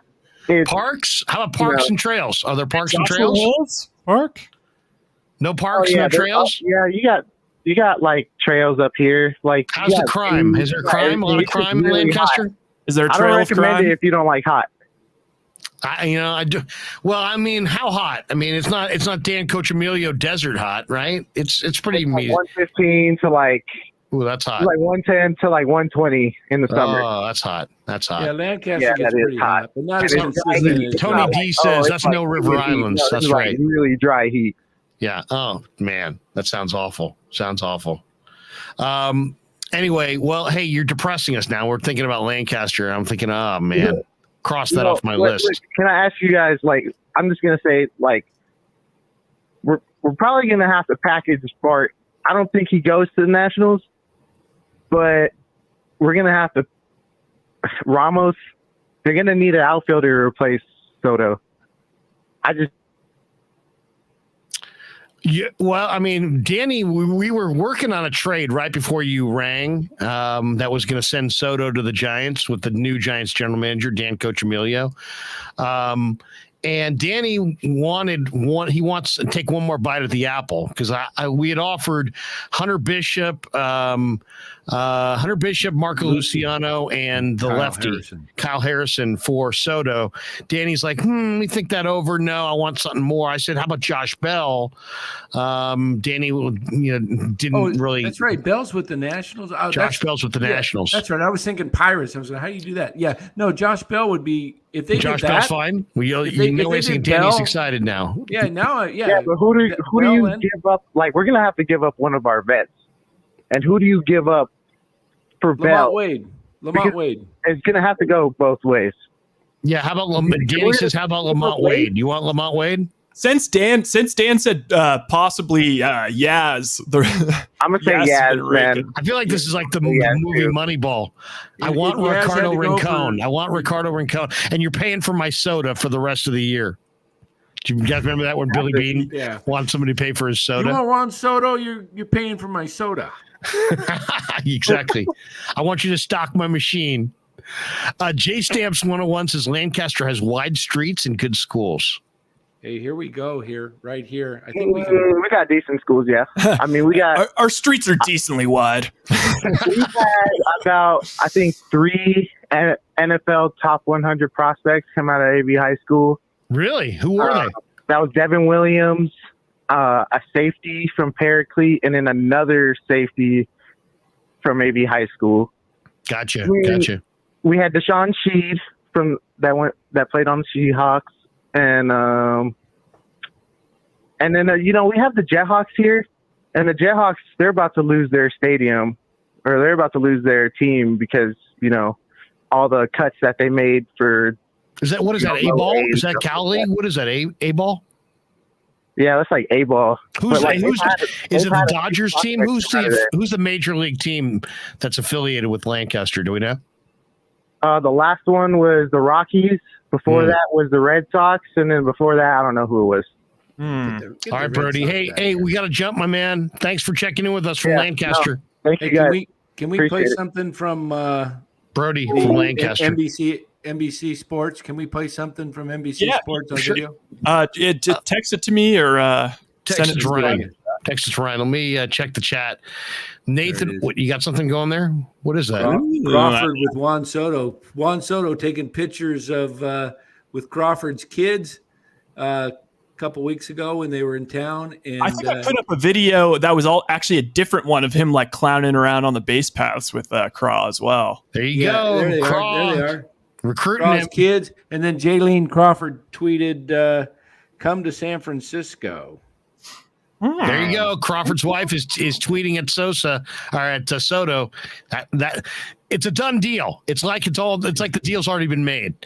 Our buddy Nathan Wu, fist in the air, Wu.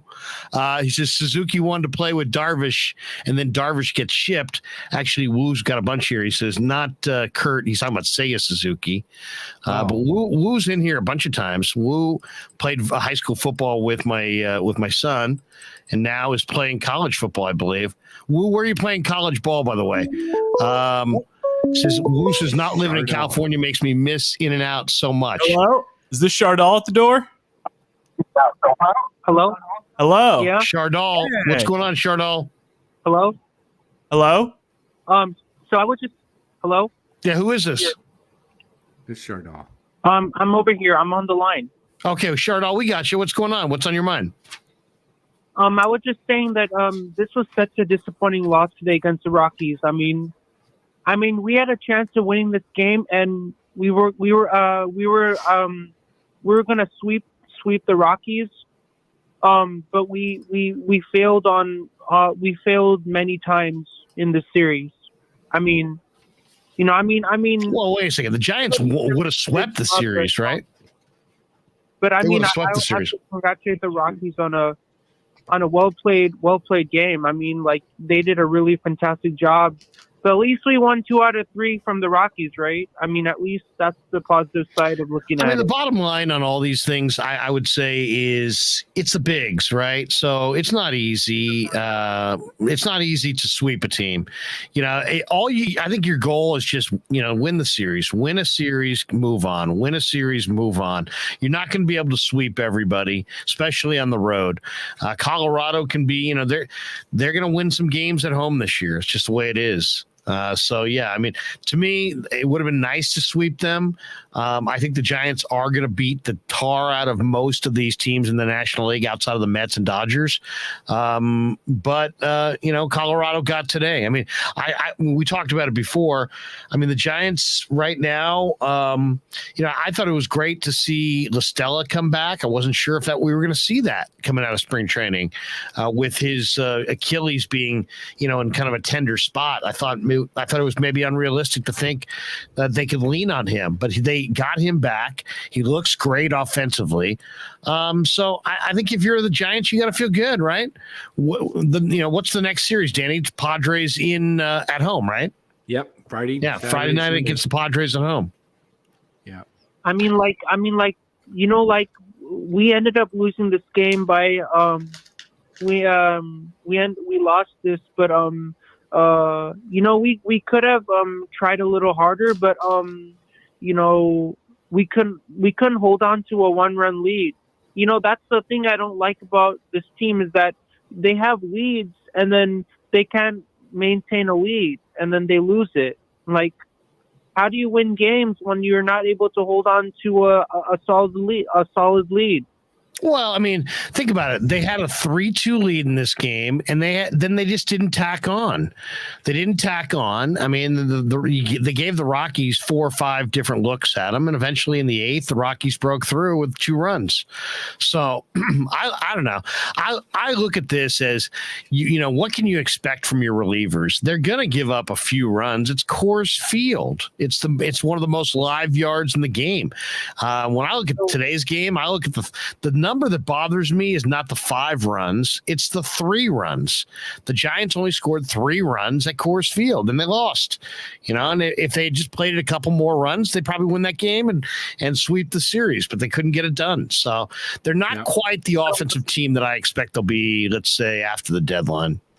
Yeah, this just in. So at my work, one of my coworkers said that, Coors Field is a really great ballpark and it's there's a really great atmosphere, but it's at a high altitude. I've been there. It sucks. You can get a lot of runs.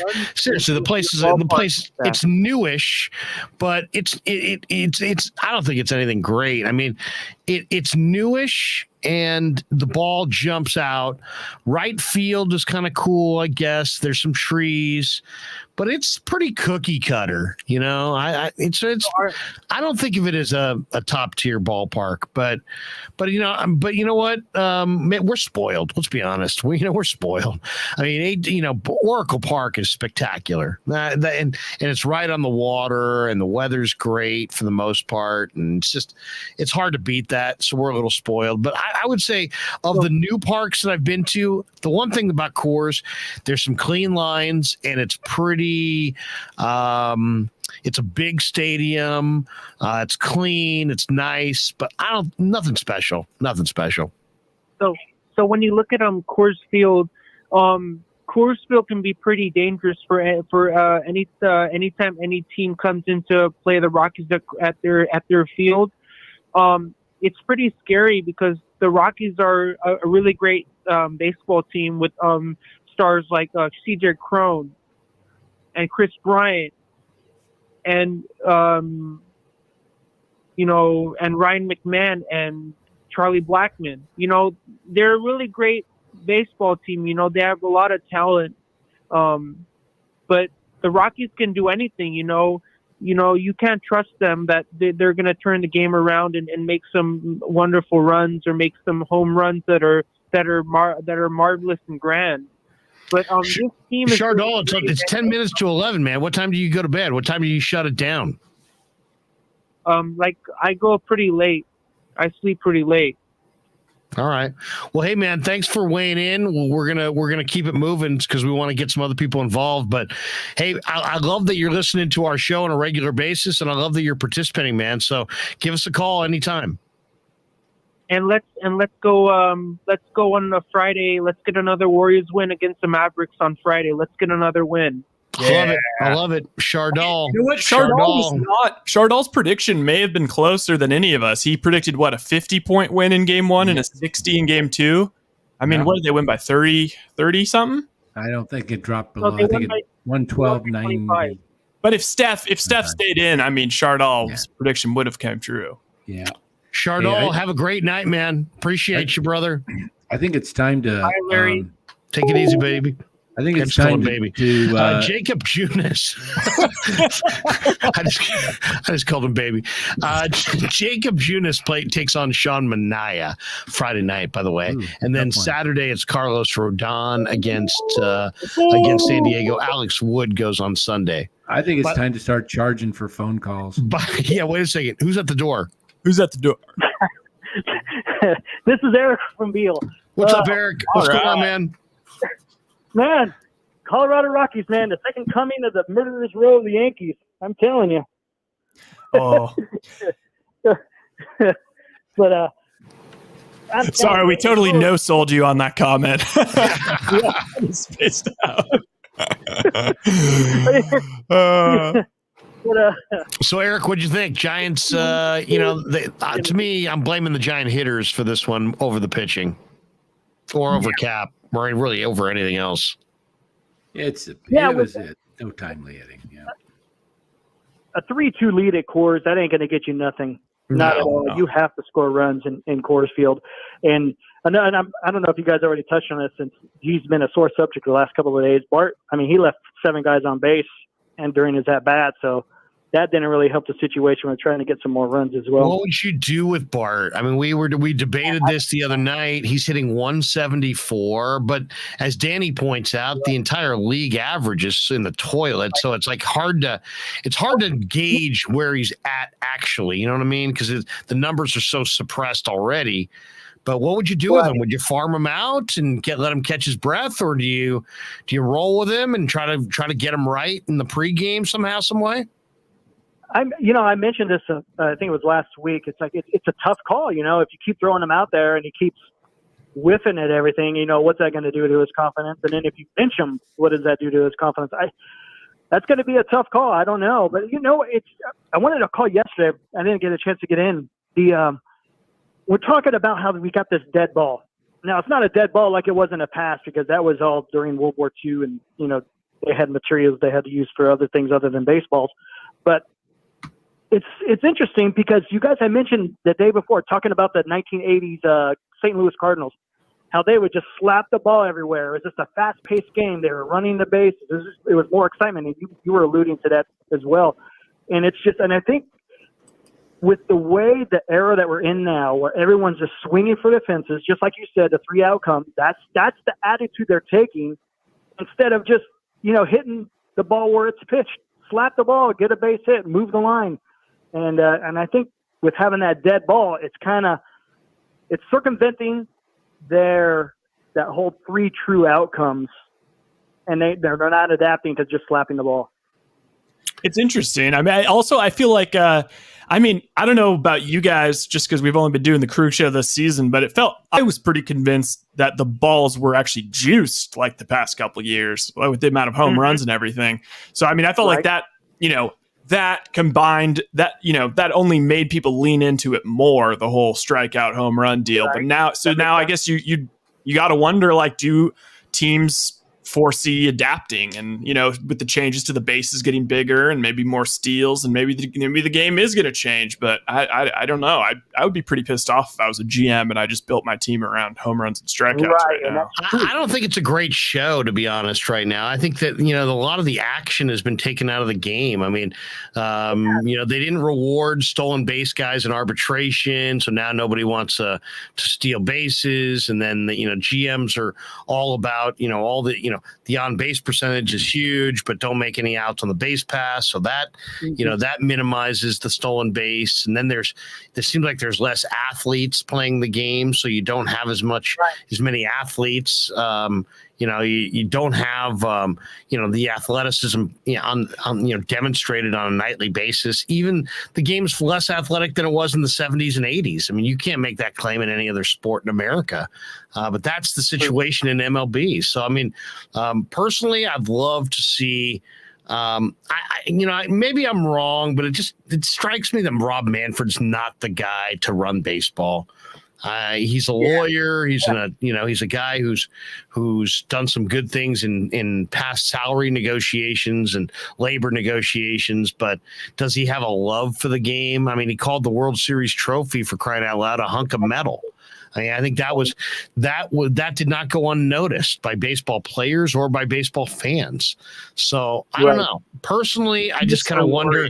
I think baseball. I mean, all sports need to make changes. The NFL, is the king. No, there is no sport that's more popular in America than the NFL. They've made wholesale, widespread, consistent changes to their sport every year. They adapt to a ever changing, NFL viewer populace.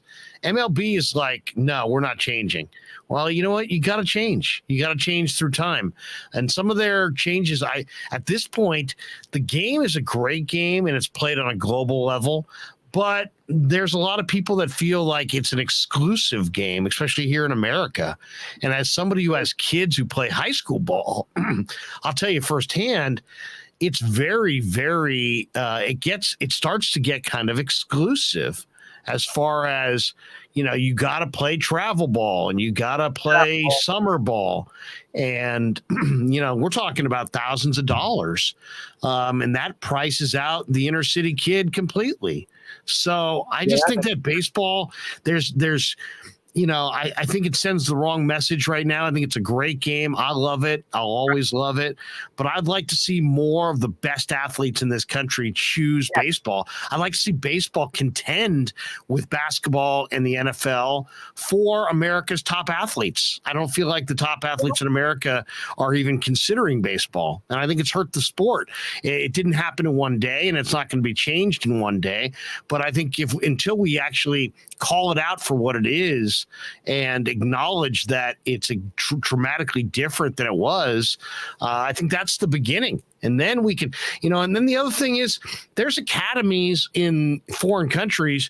Where's the academy in downtown Chicago? Where's the academy in downtown San Francisco? Where's the academy in downtown Los Angeles? How come we're making this investment in other countries, but we're not investing in baseball players domestically? Why is that? I mean, I'd like to know. They all have these programs, RBI program and different programs, but we're not seeing any real noticeable impact in the numbers. So to me, I love the game, but I think there's a lot of people that view it as not being inclusive enough. And so there's people that don't even consider playing it. And I think we all lose out because of that. 1,000%. And even not just the monetary aspect of it, although that's massive, but just it's like, all right, even if you are from, a lesser socioeconomic background, I guess you could still play baseball, but it's like that has to become your entire life. And for some reason you have to make that decision when you're like a sixth grader. Like why, and also it's not just the cost. It's also kind of the attitude. Yeah. I watch my kids playing, and if any kid shows any expression, it's immediately frowned upon and suppressed. There was a kid on our team that was copying Trevor Bauer's sword presentation. And, I believe the kids all thought it was funny and laughed about it, and it kind of got them all fired up. And I think, the coach might have said, don't do that, and tomorrow we're all running, and I don't want to ever see that again. So I think baseball, the guys who are passing the game on to the kids, which are our coaches, we got to get to an era where, you don't work baseball, you play baseball. And I just get the feeling that sometimes when it gets to baseball on the professional level, and I'm talking about at the youth levels, but the travel teams and they're not having as much fun, and they've got a ton of rules and all these internal rules. Let's loosen up and have a little fun. That would be my message. And I think it would be more inclusive and more popular if baseball had an image of, let's loosen up and have some fun, as opposed to, you can't do that. You can't do this. You can't show up you're this guy. You can't show up that guy. Everything's really serious, buttoned down. I don't know. To me, I love the game, and I hope that we demonstrate our love for the game, but I don't think the game resonates with nearly as many Americans as it used to. No. Hey, Larry, speaking on that point, and I think they're going the wrong direction in pace of play for the game. I think they need to add more excitement into the game rather than making it faster. It's like, as you said, the 80s. And it says that also, that's another Manfred moron direction. Let's somehow show everybody that we think our game is boring and slow. And by just speeding it up, we'll just speed it up. The problem is there's nobody who's walking outside of a game after the Giants finish and go, you know what? I would have loved this game if it had just been 22 minutes quicker. Danny, you're a season ticket holder. Have you ever walked out to your car and heard people say, you know what? The game would have been so much better if it was 11 minutes faster. To me as a kid, now maybe I was the opposite.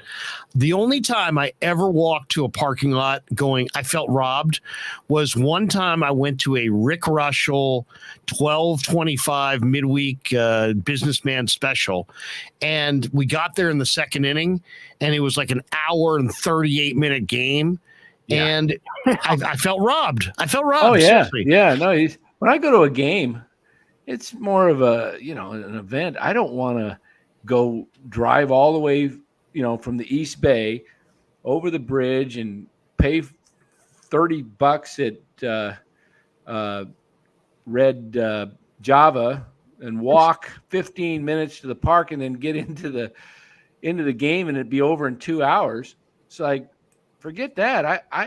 I'm all for a 2.5, 3 hour game always. Right. Yeah, I don't need no short, quick game because you just get settled. Well, look at the end of an NBA game. Has anybody ever run out of timeouts? No. You never hear anybody talking about how NBA games in the last 5 minutes refuse to end. College football is probably the second fastest growing sport in America right now. College football games are eternal. They literally, there's like twice as many plays. The games go on for 4 hours. Nobody's talking about that. Baseball, I think, has allowed this discussion to circulate around its game and to try to make it seem like, the game's dull and it's boring. It's fine. Yeah. It's just there's not enough action and there's not enough athletes. Correct. And there's not enough raw emotion.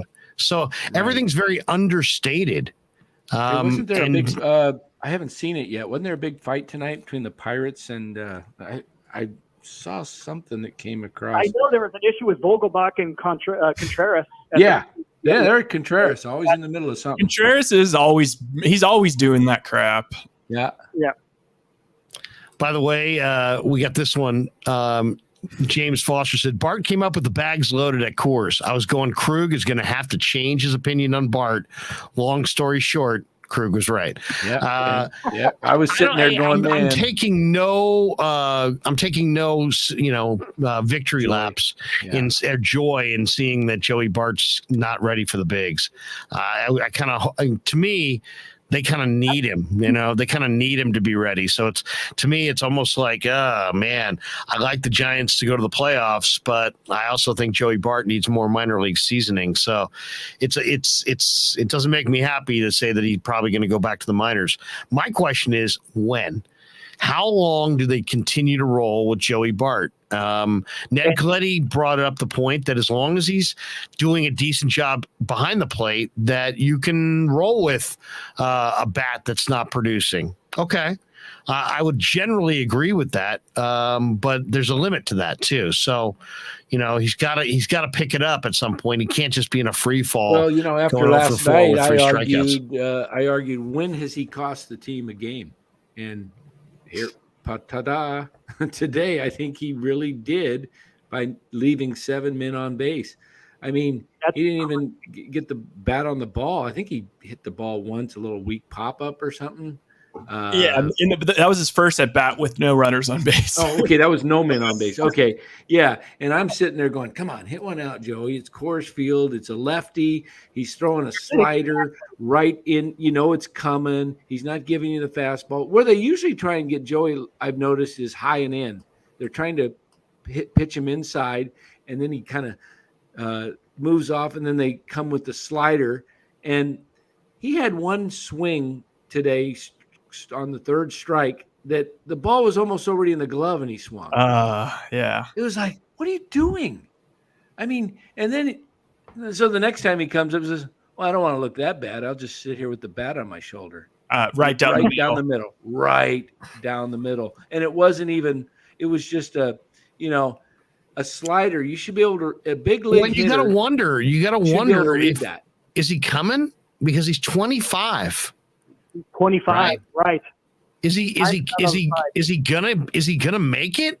Hey, Juan Soto's 23. Yeah, exactly. I mean, Miggy Cabrera at this point was an established big leaguer. So I don't know. It's hard to say. Jason Tatum are both like 23. He's spent 2 seasons in AAA already, too. Correct? Yeah. Is it 2 full seasons or is it a season and a half? Full season. I know he had some injuries. I know that, and that kept him on the bench for a while he was in AAA. But I think he's had 2 full seasons. Well, he also had 2020 in, the big club. All the more reason, by the way, to do what I was advocating before, load up all your prospects and trade them for Juan Soto because, Elliot Ramos was supposed to be good by now, and he's not. And Joey Bart was supposed to be good by now, and he's not. And, I can literally quote you chapter and verse of highly rated giant prospects who dominated the Cal League, went to AA, and never were heard from again. Pitchers, hitters, you name it. There's so many of them, and it is very difficult. Kurt Ainsworth was going to be a star. Jerome Williams was going to be a star. Jesse Foppert was going to be a star. I mean, you name Christian Arroyo was going to be Christian Arroyo was going to be the next, what? I mean, it's just Gary Brown was going to be their center fielder of the future. You can go right on down the list. I mean, guy after guy after guy. It just tells you that it's really, really hard and that prospects are just that, prospects. Yeah, and they really should be used as tools to win at the major league level. And if you ever buy too much into your prospects, all I got to say is, man, they better come through. They better come through for you. Who are the last position player prospects that hit? Buster was one. Joe Panic. Joe Panic was okay, but he wasn't. He was okay. Yeah. Crawford was. Belt. Sandoval. Pablo, Sandoval. And then you had, prior to that, it was a long time. It was like Clark and Matt Williams and Will Clark. That was Robbie Thompson, Will Clark, Royce Clayton, Kurt Manwaring, that whole group. I mean, we're talking about decades ago. These guys are, they're talking to Dan Coach Emilio about their retirement profile at this point. Those guys are long in the tooth. Hey, Eric, we'll let you jump, man. We're going to get to our PGA Championship draft, but we appreciate you, brother. Hey, good show as always. Take care, guys. Thanks, Eric. Have a great one. This just in, breaking news. Juan Soto has been traded to the Giants, and Gabe Kapler and Farhan Zaidi have informed him that he will be platooning with Austin Slater. Yeah, exactly. Richway says, Larry, always enjoy your videos on live shows. You should do a show on the Giants minor leaguers. So many interesting names. Kyle Harrison. Hey, Richway. I actually have been talking to Kyle Haynes, the Giants farm director. And Kyle Haynes has, that reminds me to follow up with him tomorrow. I talked to him a few weeks back about coming on the show. He said, I'd love to come on. He was busy at the time and they were coming out of spring and trying to get guys situated. I will touch base with Kyle Haynes tomorrow and we will get Kyle Haynes on in short order and we will talk Giants minor leaguers. So absolutely. Richway, look for that. Kyle Haynes, the Giants farm director, great guy and a good friend of mine. So we'll get him on the show for sure. Excellent. All right, guys. Are we ready for the PGA Championship draft? Can we do this? Yeah. So why don't you spitball a little bit about the format and explain it to people? I'm just setting up a spreadsheet right now. Okay, so this is what we're doing. Tomorrow is round 1 of the PGA Championship draft. Okay, or PGA Championship. Bryson DeChambeau, by the way, withdrew today. Yep. He's got the left wrist injury. He's only finished in the top 25 one time this year, and he missed the cut in 3 of the last 4 events. So DeChambeau is not healthy, even though he's only 28. So he's out. He's not participating in this tournament. I'm eager to watch because Tiger and McIlroy and Rory is McIlroy and Jordan Spieth, I should say, are all paired together Thursday and Friday. So I kind of want to see that one. And then, this is a course. This is Southern Hills in Tulsa, Oklahoma, where you need distance, you need length off the tee. The course plays long. You need precision on your approach shots. You need a consistent putter. I mean, you need a well-rounded game to win at Southern Hills. The fairways were widened. They redesigned the course a few years back. So they've widened the fairways. So it's a little bit forgiving, but you still need to be a hell of a golfer on top of your game to win there. And all we're going to do is we're going to take 15 people. Me, Dan, and Ryan will all take a golfer. And then basically all of you take a golfer as well. And then one person will get the field. And you can, whoever has the first pick in the draft can go with the field. Or if you have the second pick in the draft, you can go with the field. You can pick the field at any point. And we have the odds, and we're going to put some of the odds up here so you can take a look at what the odds right now look like. So Scotty Scheffler, who says his favorite course is Southern Hills, he's 11-1. He's your favorite. Wait a second. Did I take that down? So he's the favorite at 11-1. John Rahm's at 14-1. Then you have Justin Thomas and Rory at 16-1. Jordan Spieth at 18. Colin Morikawa at 20-1. Patrick Cantlay, who probably is the best golfer who's never won a major, he's at 20-1. Cameron Smith, a lot of people like in this tournament, he's 22-1. Matsuyama's 22-1. Schauffele's 25. DJ's 28. Victor Hovland's 28. Shane Lowry's 35-1. Didn't Koepka pull out? I have not seen anything about that. I thought I read that Koepka pulled out, but he's 40-1. Joaquin Neiman's 40-1. Will Zalatoris, who's a Giants fan, he's 40-1. Matthew Fitzpatrick, underrated golfer, he's 45-1. Sam Burns, 45-1. Max Homa, 50-1. Corey Connors, 66-1. Daniel Berger, who a lot of people think has a real good chance to win, he is at 66-1 as well. So how are we going to do this? We're going to pick some numbers between me, you, and Ryan, Dan, and myself to see who goes first where we're going to draft between 1 through, let's say, 15. It's going to be 15 total participants, 3 of us, 1 field, and then 11 others. So we're each getting 5, or are we each getting? No, we're each getting 1. We're just getting 1. We're only picking one. One golfer. One golfer each. Okay. Because we're each going to take 1 golfer, and whoever's got the first pick. So, Rye, if you could then put me, you, and Dan in a hat, our names in a hat, and then pick one out. Yeah, and pick one out with a number. Just pick a number. Just put 3. You just put 1 through 15 numbers in a hat, and then pick one out for me, one out for you, one out for Danny, and then we'll pick one for every person who participates. Okay, we're gonna need to know. Well, do we need to know like who the names of the people that are participating first? No. You're gonna put numbers in a hat 1 through 15. Mm-hmm. You and Danny will pick our numbers first. And whatever numbers we pick, if we pick 1, 2, 3, then we'll pick 1, 2, 3. If we pick 13, 14, 15, then we'll take 12 callers or 12 texters, and we'll go from there. But wow. We'll do it that way. 15 total participants, 1 field, 3 of us, that's 4, and then 11 picks. 15 total picks. And the winner will get a Krueg Show t-shirt on Monday. So all you got to do is if you want to be part of the draft, you either have to video call us, audio call us, or be in the text line and register with Rye on the text line. Yeah, you can text the phone number that's below. So also, Lair, why don't we hit our other ads while I'm crinkling up paper and putting on numbers? Okay, why don't we do that? Our other ads, there we go. All right, we will be right back with our PGA Championship draft on the Krueg Show. And thanks to Tony Cassera and the good people at Cassera's Italian Menswear. They are housing the Krueg Show t-shirts, and they're a proud sponsor of the show as well.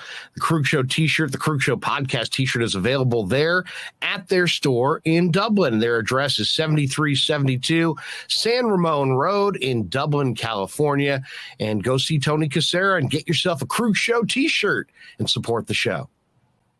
And special thanks to our sponsor, New York Style Italian Sausage. That's right, NewYorkStyleSausage.com is their website. Phenomenal product, whether it's the breakfast sausage, the Italian mild, the Italian spicy, the chorizo. You cannot go wrong with New York Style Italian Sausage. Once again, NewYorkStyleSausage.com, often imitated, never equaled.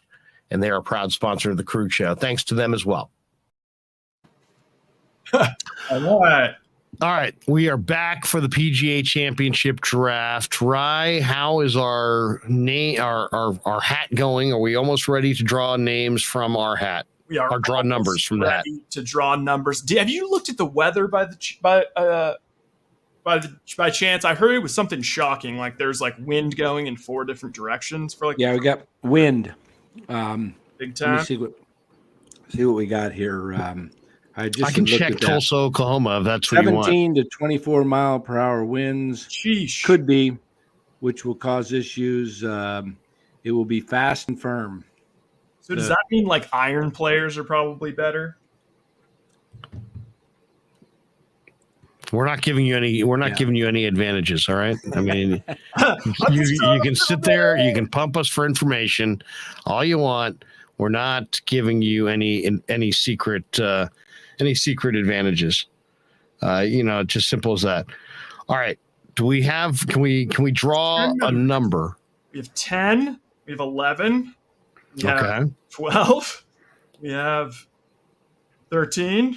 We have 14, and we are we live right now too on 15.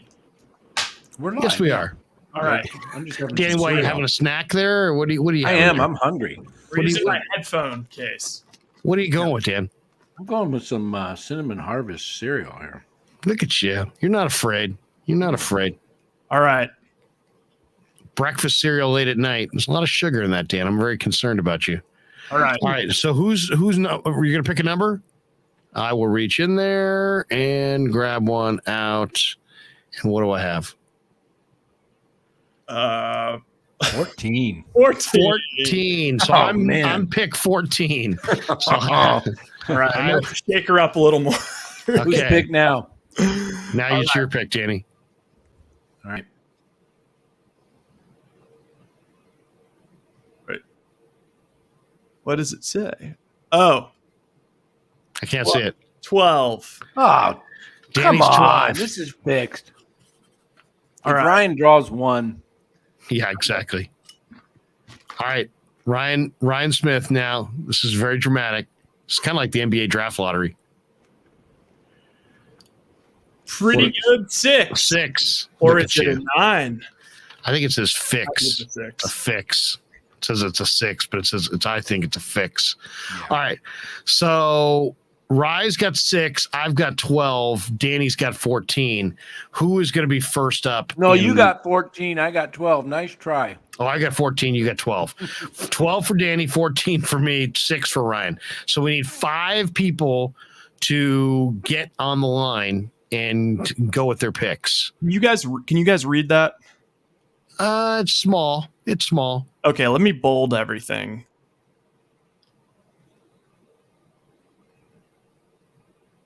Not necessarily easy to see, but that's all right. People know the golf. Oh, yeah, that's better. That's better. Okay. Man, I wanted to go with John Rahm too. But So, you're not getting John Rahm. You can. No, I'm not getting that him ship now. has sailed. That ship has I know, sailed. totally. You better start doing some research. I know. You better start looking some names up right quick. I called my ringer. I was getting from the great De La Salle defensive coordinator Terry Edson, who is really knows his golf. And there's no ringers. You're not using ringers. I had a ringer, but he had to go to bed. So I had a list, and now I draw 12, and I don't have 12. Chase the porn site people out of the room. I know they wanted in on the draft. They just needed that Krueg Show T-shirt. You absolutely knew. Okay, wait. So how are we going to pick numbers for everyone else? Well, what we'll do is whoever comes up who says they want to be in the pool, all you got to do is type in right now. Oh, Vicky. For example, if it says Nathan Wu, I want to be in on the PGA Championship pool. Okay. Whoever, as those texts come up, those people go first. And then what we'll do is we'll ask. Let's say whoever's first, we'll put them down as first, and then we'll establish an order. Anybody who wants to be in for as we're saying, we're 15 total spots. So that's all we do. Anybody who says they want to be in, just say I want in to the PGA Championship draft, and then we'll write their names down, and then we'll go through the chat. And after we have everybody's name registered, then we'll go and say pick one. You see what I'm saying? Right. I completely got you. I think this is going to fly right by. Let me just go ahead and get. So you tell me who's on the list, and I'll write down the names. Okay. Who's got the first pick? First pick is going to be the text line. Everybody, that number down there, send it a text if you want in, or you could just say it in the chat. Or in the chat. Vicky P wants in on the PGA draft. Okay, Vicky P. She's 1. Who's 2? Vicky. Well, do I take something out of the hat? For No. We're just getting the names right now. Vicky P. Who's number 2? Okay, Vicky P. Then I would say next is definitely Tony D. Tony D. He's number 2. Okay. 3. I see Clarence Beeks wants in. And where numbers is he? 3? Yeah, Beeks is 3. Clarence Beeks is number 3. Okay. What about? Now we need 2 more before you. 4 and 5. Naked High Def get a pick. Larry. Wait, did you say Kevin Wu? Nathan Wu. Nathan Wu. Is he on there? Have not seen. Tony D. Did he already get James a pick? Foster's in. James F. Sorry. James F. has got the 4th pick in the draft. All right. Okay. Now we need the 5th pick. We got Tony D. Has he got a? Tony D's in. He's got the 2nd pick. Right now it goes Vicky P. number 1, Tony D. number 2, Clarence Beeks number 3, James F. number 4. The 5th pick is. Should we just make one of the picks naked HD.xyz? No. Okay, sorry. No. We're blocked. Get him out of here. Da-da-da-da-da. All right. Hey, they're in there twice. So we have a few more picks available. So we have the 5th pick, the 7th, the 8th, the 9th, the 10th, the 11th, and the 15th. Those are the picks. Clarence Beeks. They all went to the porn site. Clarence Peak says he wants in again. No, you only in one time. Everybody's got to be in just once. So we gotta wait. All right, why don't we start going through the picks then? We'll start going through the picks. Who does Vicky P want with the first pick overall? Vicky P. Who do you want? Celts Chronicles wants in. Celts Chronicles has the 5th pick. Celts. Okay. And then Rye's got the 6. So who's got the 7? Yeah, now we need 7, 8, 9, 10, and 11. So we need 5 more people. 7, 8, 9, 10, and 11.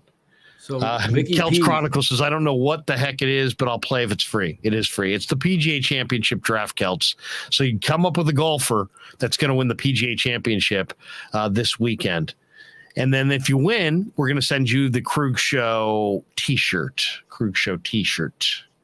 So to win a t-shirt. Vicky made her pick. Vicky's going Very with? Exciting. Scheffler. Wow. She's going with Scheffler. All right. Well, you know what? Scotty Scheffler that's a great pick. He says Southern Hills is his favorite course. He's the world's #1 player. He shot a 664 there, or 684 or 664 there in a practice round just like recently. So that is a great pick. Scotty Scheffler, #1 to Vicky P. All right, who's Tony D going with? Is the #2 pick is it in? Tony D? Has there been a trade? The field. He wants the field. Look at that. #2 pick for Tony. That was strong. Okay, so Tony's going the field. By the way, Ranger 44 wants in, so we'll make him the 7th pick. He's the 7th pick. So now we need the 8th, the 9th, the 10th, the 11th, and the 13th and 15th. Is the third pick in? Before we announce it, we have to. Is the third pick in yet? Clarence Beeks is in with the 3rd pick. He's going with Mike Dunleavy Jr. Now, who's he going with? He's going with. He says Shane Lowry.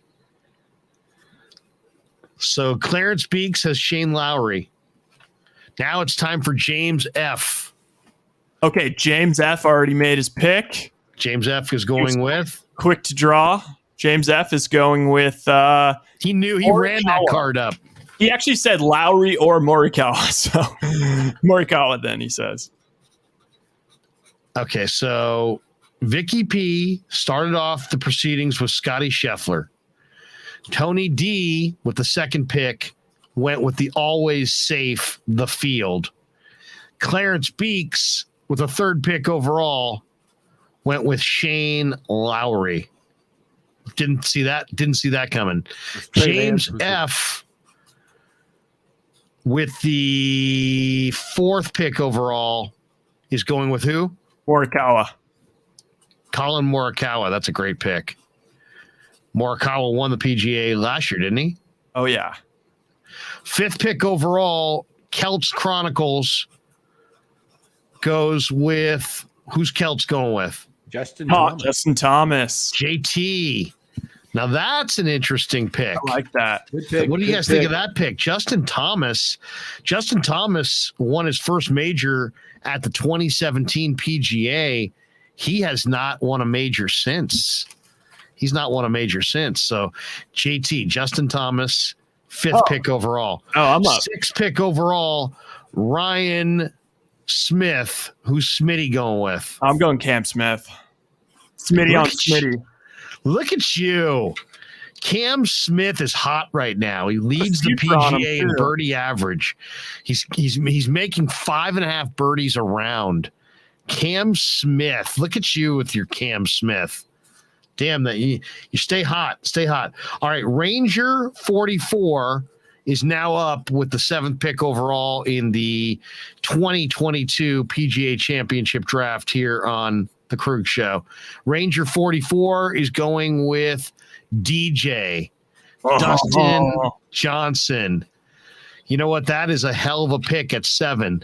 DJ, you could argue, he missed the cut in 2 of 4 majors last year, but world-class player for sure. So DJ's off the board. So now we have... Is Kevin F in the order? Kevin F is not in the order. So Kevin F jumps in with the 8th pick. Oh, it looks like Carlo P also wants in. Carlo P. Carlos or Carlo? Oh, Carlo. Carlo P. Okay, so it goes Kevin F and then Carlo P. So with the 8th pick, he says, 8th pick, Kevin F goes with who? But is he playing? Is he in the tourney? Shambo, did he withdraw? Yeah, he tried to go with Shambo, but he withdrew. If he doesn't get back to us, maybe he automatically gets Homa, who he's paired up with. DeChambeau is pulled out. He's pulled out. Oh, Kev, you got to go with somebody. Yeah, Kev, come on. Don't disappoint with the DeChambeau. Maybe we should give him Koepka just because DeChambeau and Koepka are so close. Wait, we got to figure out if Koepka withdrew, though. I know. Seriously, you might want to look that one up. Yeah, I'll go ahead and look that one up. Kevin F says he's going with Hideki Matsuyama. That's a good pick. Oh, no. It was just the story about Koepka locking his keys in his car. So Matsuyama is off the board to Kevin F with the 8th pick overall. Now it's time for Carlo P with the 9th pick. We're getting down. We're getting down to the Dan Coach Emilio area, and Dan's coming up with something big. I've got several backups in the hopper. In the hopper, I'm calling some executives. Do you have anybody right in the queue right now? Do you have anybody waiting in the queue? Yeah, we're on the phone. We're trying to swing a deal. All right, here. Carlo P. We're waiting on you, Carlo P. Carlo. I Pressure, peer pressure. I'm on the phone with Carlo right now, trying to move up. Are you trying to move up? Are you trying to jump the invisible 11th pick? Yeah. Yeah, so Danny's trying to move up in the draft. Can he? I'm sitting patiently at 14. I've got Giants tickets. At the end of this thing, I'm going to say whoever fell to me at 14 is who I would have taken if I had the first pick overall. I'm going to say that. The Shanahan? Yeah, no. When Mayoko asked me about my pick, I'm going to say, you know what?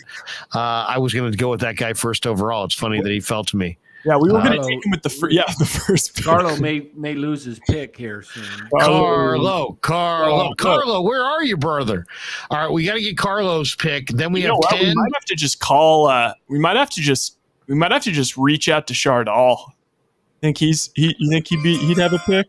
Oh man, I don't know. We're waiting on Carlo. I mean, seriously, could he derail the entire draft? Homa, let's go, Carlo. Carlos is Max Homa. Max Homa. Max. Look at that. Carlo P. All right. So now we have the 10th pick. We need a 10th pick. So we need a 10th participant and an 11th participant. Who's going to join us on the text line and be part of the Krueg Show PGA Championship? I just got to say, I think for all of us here at the Krueg Show, I cannot believe that Jay Hutch did not stay up for the PGA draft. Should we give Len somebody so he doesn't feel kind of bad? Yeah. Yes. Why don't we throw Len in here? So why don't we pick one for Len? Is Len still up at 2:30? No, he's not up. He's an old married guy. Did we give Len Tiger? He had to crash. So who's Len going to go with? Give him Tiger? You want to give him Tiger? I'm thinking Tiger. We'll give him Tiger. He'll be all excited, and then we'll be like, dude, he's got no shot. He's got no shot. We give you Tiger. All right, so Len's got Tiger. Now we're one pick away from Dan Coach Emilio, and there's an awful lot of good golfers. There's a lot of good golfers on the board, including I'm thinking about trading up from 14 to get into this pick in front of Danny so I can take the guy that I think Danny wants. You say, well, who's still on the board of note? Dustin Johnson is off the board. Justin Thomas off the board. Scotty Scheffler off the board. Colin Morikawa off the board. Cam Smith is off the board. John Rahm still there. Wow. John Rahm is still there. Don't say that. John Rahm won in Mexico earlier this month. Wait, John how did He's the Rom, first pick. I didn't see Rom. John Rahm is hot right now. I didn't see I thought Rom. he was pick number 1 on the board. No. So the one, there's one pick in front of Danny, and John Rahm is on the board. Now, I'll tell you who also is on the board. Victor Hovland, who, if he could chip, is not a bad Whoever call. takes the 10th pick should take him. Will Zalatoris. Zalatoris. Will Zalatoris man. is a Giants fan. You're going to wear that Giants hat. You may want to take Will Zalatoris out of loyalty to the Giants fan. To it, you're all Giants fans. Corey Connors, hell of a Masters player, hell of an irons player. Rory's still there. What about Rory? Rory, yeah. What about Spiethzy? I mean, I know him well, so I can call him Spiethzy. So who's the 11th? Who's got the 10th pick? Should I just go grab my dad? Vicky says Vicky already had. Vicky had 1-1. let's give a pick to Cy. She says, "Yeah, let's put Cyrus in this. All right, let's put Cyrus in this. Give right. Cy, Let's give him Cy- John Rahm. No, give Cy Mickelson. Mickelson withdrew. Oh, then Saudi. Mickelson. Cy, you got Mickelson. Len, you got Tiger. Hey, Good luck to you guys. Wait, this is gonna make for some dramatics. Are you down to postpone for like a slight bit of dramatics? Sure. Okay. All right. I'm always in favor of dramatics. Okay. Because one could argue this makes things more fair and is just more thrilling. All right. So this is a randomizer. So why don't I put like 5 golfers in there, including Rahm, and then see what it spits out? Okay. All right. So what? Rahm. Who do you want? Who do you want? Some random guys in there? Yeah. Do you want me to give you some names? Yeah. Rahm. Okay. Put Rahm in there. Put Gooch. Put Cameron Young in there. Cameron Young, they're saying, is a sleeper for this weekend. He's a young golfer. Put Gary Woodland in there. Supposedly Gary Taylor Woodland Gooch? is a lot of people think's a sleeper.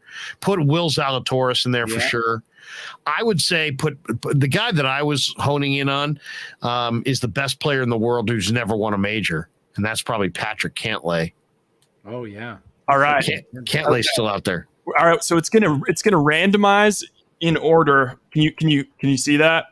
It's gonna randomize, and then whatever's the first one is gonna be it. But who's it going to? This is going to Cy. This is going to Cy. Okay, this is the Cy money right now. Pressure. Put in 10 more names. Wait. Put in 10 more. Wait. Oh, I did it. Wait, did I do it incorrectly? Enter into on a separate line. Enter your items in the field each on a separate line. Oh. Sorry, guys. All right. The pressure, it's mounting. Should I do more? Can you add 5 more names? Yeah. Who are you looking for, Danny? Maybe one more. I want Rahm if he's up there. I know, but this is what makes it thrilling. 1 out of 6 for Rahm. All right, here we go. 1, 2, 3. Gary Woodland. Woodland goes to Cyrus. All right. I can't believe Rahm is at 12th. I had him in the top 2.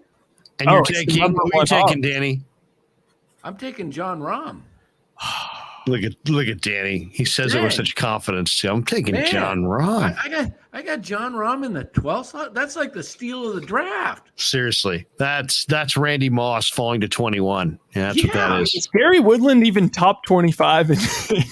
No, he's not. But he did stay at a Courtyard Marriott last night. Now they're saying actually he's a sleeper candidate to contend. All right, so we have one more pick, and then me at 14, and then one last pick. So we have 2 more picks.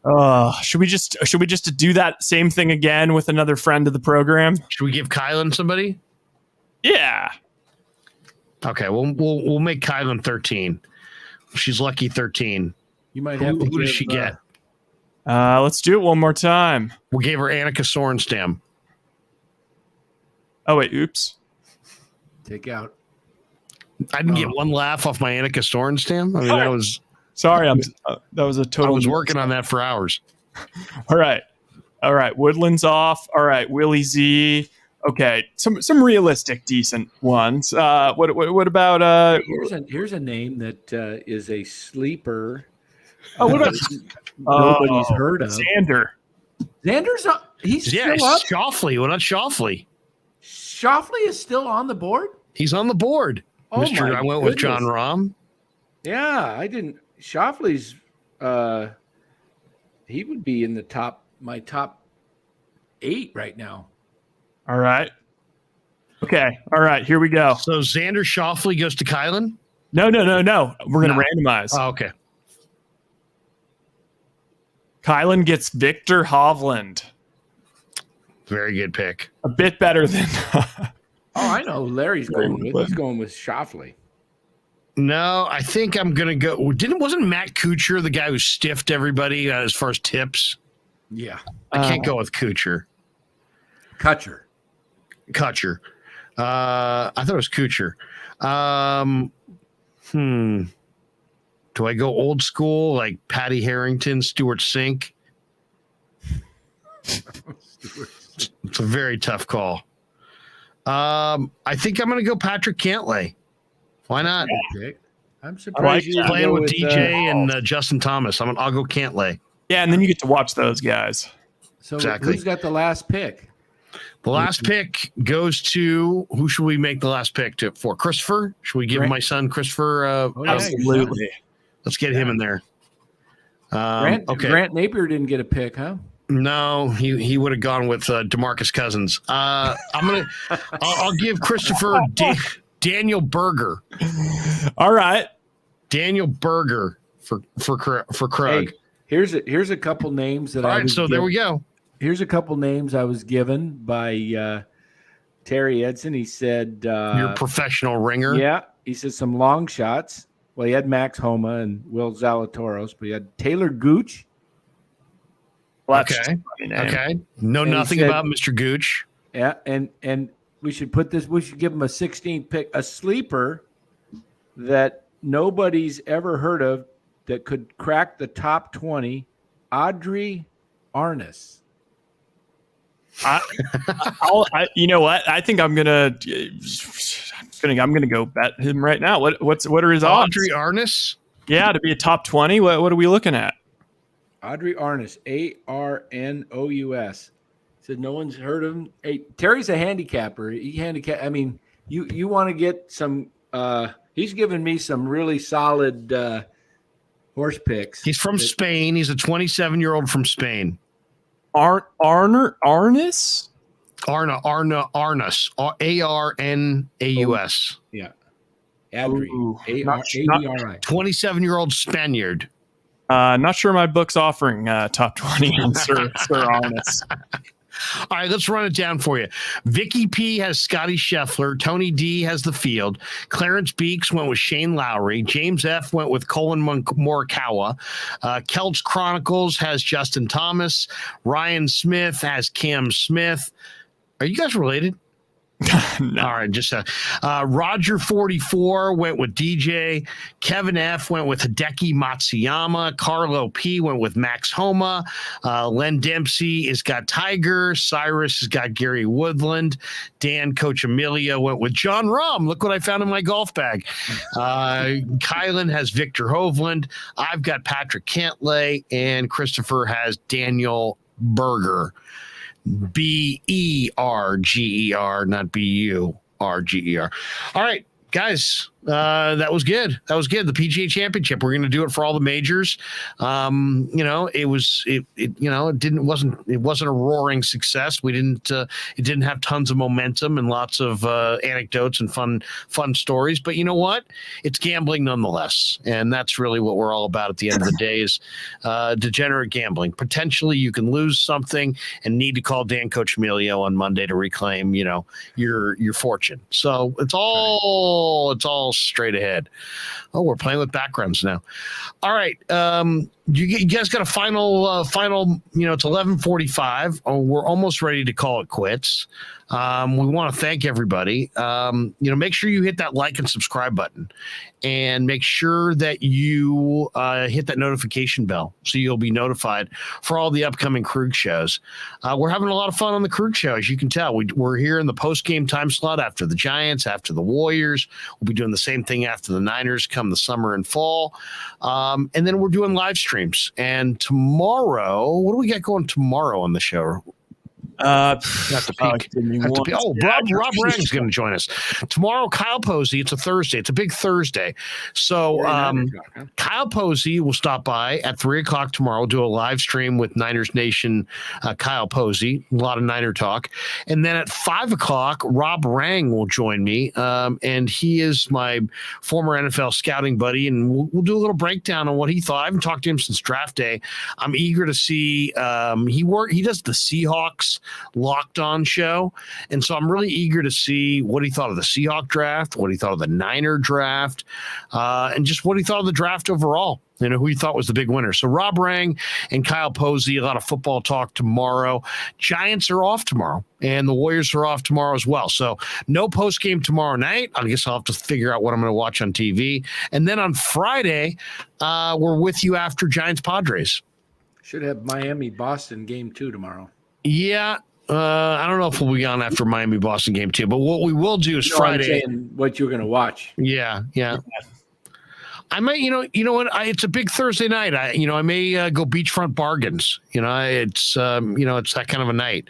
I may go, Mexico vacation homes. You never know. I'll hit the Travel Channel, Danny. I'll mix it up on you.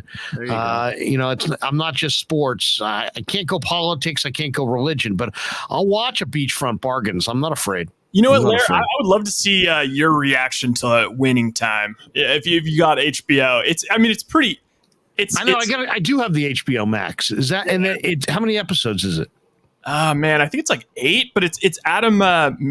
What is his name? Adam McKay, the dude who did like Step Brothers and Sword, and it's Magic Johnson, Larry Bird, freaking Kareem Abdul-Jabbar, Phil Jackson. God, blowing it. But the guy from Step Brothers, that's actually John C. Reilly is playing Jerry Buss, and it's pretty shocking. There is a absolutely insane portrayal of Jerry West as like a depressed, like alcoholic philanderer. You see a couple times, you get to see him having intercourse. It'd be really sweaty. Is it so? It's a documentary? No. Yeah. I saw the teaser for it, and it really looked good. How many of the episodes have you seen? I've only seen 4. And it's worth watching. How many are there? Did you say 8? Yeah, I something think like that. 8. Did you guys watch the Brady man in the arena thing? I watched the first episode. It was not bad, but I was just kind of, I don't know. Like if I was a Boston guy, I would have ate it up. But yeah, I don't know if my kid was watching that the other day, and it looked a little. I don't know. Maybe I'm just not ready for that yet. Maybe I need to be a few more years removed from Brady before I can get all fired up about some kind of retrospective. Excellent. You like different things. Or did you watch the series years ago, The Breaking Bad? Yeah. Oh yeah, I love Breaking Bad. I love that series. That was a good one. That's They had a marathon all day long. I spent a whole day watching. We should do that someday, just like a back and forth like podcast on like killer stuff that if you haven't streamed. I'll tell you one of the things that, and most people now coming out of the pandemic have streamed so many damn things, but I'll tell you the one that I thought was really, really good and I would recommend. The Miracle on Ice documentary that focused on the Russians. Did you guys ever see that one? No, I haven't seen it. You told me about it. The Miracle on Ice documentary, which is called, there's the Miracle movie with Kurt Russell, right? Yeah. And did you guys ever see that one made by Disney? Yeah. It's pretty good. I thought that was a pretty good movie. At least it was, entertaining. The documentary is good. We've all seen the documentary, right? You guys have seen the documentary on the Miracle on Ice, right? Yeah. But the documentary from the Russian perspective was just awesome. It really kind of paints that whole. It's one of the greatest sporting events in the history of global sport. But now, after watching it from their perspective, you got a different kind of side of it, and it was so good. It was so good. How about that other Olympics involving Russia and the U.S. when Russia beat the U.S. in the gold medal for it wasn't even the gold medal. It was to get 72. To the gold medal. You're talking about the 72 basketball? Basketball, yeah. They just kept playing it over and over until Russia. I know. Outcome. That was unbelievable. That was Doug Collins was on that team, I think. Yeah. Right? My goodness. Henry Iba?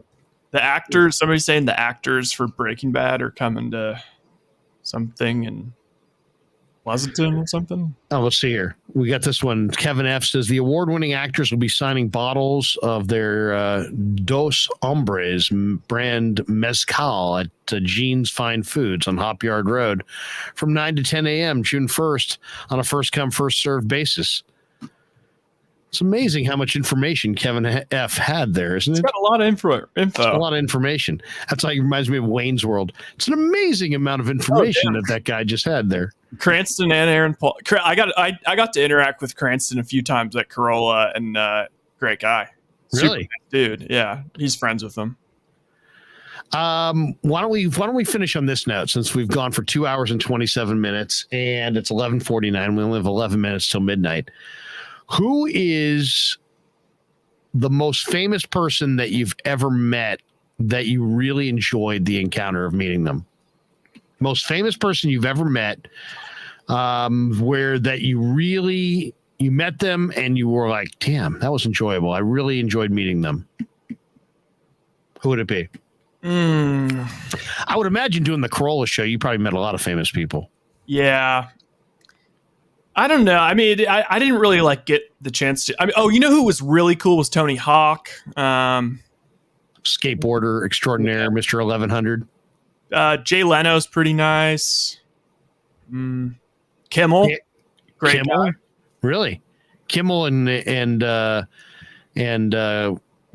they were buddies, right? Yeah. How about you, Danny? Who have you met? Famous person that you've met that you met them and you're like, damn, that guy was really cool. Kurt Warner was cool. I've met Kurt Warner as well. Kurt Warner is a cool guy, really cool guy. Really cool. That's a good call. Another quarterback, Aaron Rodgers. I've sat and talked with Aaron. Of course, and a lot of people don't like Aaron Rodgers. It's like, a lot of people are always like, Aaron Rodgers is all about Aaron Rodgers and blah blah blah. I like Aaron Rodgers, but there's he doesn't get along with his brother and stuff. That's a little weird. Yeah, I mean, it's been years ago when he was just the year before they won the Super Bowl. So he was, still up and coming, but it was first year they made the playoffs, 2009. Well, I actually met him in 2007 too. I met him at Cal, and then later on, because I had a little bit of insight there with my brother being at Cal. So, but yeah, Aaron was a really super guy. I mean, very, very friendly. Asked you questions. It wasn't just like, "Hey, you got to go." He was like, "Oh, how's you doing?" And I asked how my brother was doing and stuff. Hadn't seen him for a while, so yeah, Aaron was really cool. Let's see. I mentioned Kurt Warner. I met Tom Brady. I met Tom Brady and interviewed Tom Brady, and I thought he was really cool. He was definitely treating me really well, and he was before he was a superstar, and he really very, very much the same. What you see now is what you saw then. It was exact same. He didn't talk any different or act any different. In a lot of ways, he was exactly the same. So that's one that comes to mind. Tom Brady. That's cool. I met Joe Torre. I hit my golf ball. Joe Torre owned a house on one of the courses at Kapalua. And on my honeymoon, I hit a ball and it went into this guy's shrubs underneath his house. And so I'm walking over and I can feel the guy's eyes burning down on me. Right. And so I'm stepping now into the guy's shrubbery at the bottom of his house. I'm walking through his plants and I look up and I'm like, sorry, man. Sorry. I didn't mean to hit my ball over here. I didn't mean to do this. Obviously and he's like, it's right there. And he's like a little bit to the left, a little bit to the right behind the bush. There, I see it right there. And as he's saying this, he looks so damn. I mean, he sounds so damn familiar. And I look up and I'm looking kind of into the sun, and I'm like, I appreciate it. Now I back away and I dropped it. So I dropped it like 20 feet from his house, and I look up and he's standing on the patio, like a wraparound patio at his pimped out house, drinking looked like a cup of coffee. It was early morning. It's Joe Torre. Cool. Torre. And he's a real cool guy. So those are the ones that stand out to me. I've met a bunch, but of course, doing sports, you meet a bunch of people. The real question is the opposite, but that's something we can't get into. That you met and you just didn't like them? Well, I've told the story before that when, it's like everybody's you have a certain impression of people that you don't know based on their public image, right? And the Brewers came into town, and so Bob Uecker was there. And, Bob Uecker is like America's favorite guest, right? I mean, I think everybody's got a positive kind of feeling about Ueck. Just a bit outside. Yeah, and so I was like, hey, Bob Uecker, would love to have you on the show. And he was just like, he couldn't get away fast enough. It was just like, I mean, he did the Deion Sanders backpedal right out of there. Wow. That's the only one. And he wasn't a jerk at all, but he was just kind of like, I don't want to do this. Right. All right, guys, that's going to do it for us tonight. We appreciate everybody who's been supporting the channel. Good luck to everybody in the PGA Championship draft. As we said, we got a couple live streams tomorrow. We're back with post game on Friday. Ryan, Danny, you got a final thought on as we bolt for the door here? If you have a final thought, now would be that time. Final thought. Let's take care of. Let's just take care of business first, Dallas. Come on, let's do it. And also, one last thought. Love seeing Wiggins smiling. I saw Kylan tweeted something about the presser, and she was like, Wiggins has smiled at least 10 times, like in his post game. Like by far, like I've never seen him like it's really cool. I love that. When the proof of that, like you kind of think that maybe the culture at the Warriors is something special, and then you see like a guy like Wiggins who is thrown to the side of the street and basically run over by every pundit, and he's just turned it around. Aggressive tonight. He was really aggressive tonight. Yeah. I mean, he hit the first shot of the game for him, that 3-pointer, and then he was driving to the hoop. He was, backing guys in, and he had that. And he was rebound. He was, and his defense on Luka was. I mean, we called it the other night. Who's going to guard Luka? And we said probably Wiggins, but then we saw Clay on him. Looney was guarding him at times, which was impressive. He wasn't taking Looney to the woodshed. Looney was holding his own. So I think they've got. Quite a few guys. Even Curry was guarding him a couple times, got switched. Curry's with his built up, as he's built up the last few years, he can kind of push some of those guys off when they're trying to post up on him. He can, who was it mentioned in Curry playing great defense? Was that you, Ryan? Yeah. Or was that Cy? Yeah. No, he's improved tremendously over the last few years defensively. He really does. He's not a liability anymore. When he was playing against Cleveland years ago, all they did is put him in pick and rolls and took advantage of him. You really can't do that much anymore on him. My final thought, I'll go to Celts Chronicles. He says, anyone meet Jerry Rice? I've done a couple different events with Jerry Rice, and Jerry is awesome with people. He'll take pictures, he'll tell stories, he'll give you anecdotes. My kid played wide receiver, and I'm talking to him, and I'm like, hey, Jeremy, my son's playing wide receiver, and he's like freshman football. And I'm like, you got any advice? And, I think I busted out my phone and did like one of those taped notes, you can tape a note. Yeah. And I'm like, I brought it home. I came home that night, and I'm like, hey, Kev, I know you're playing wide receiver. I thought I would help you out.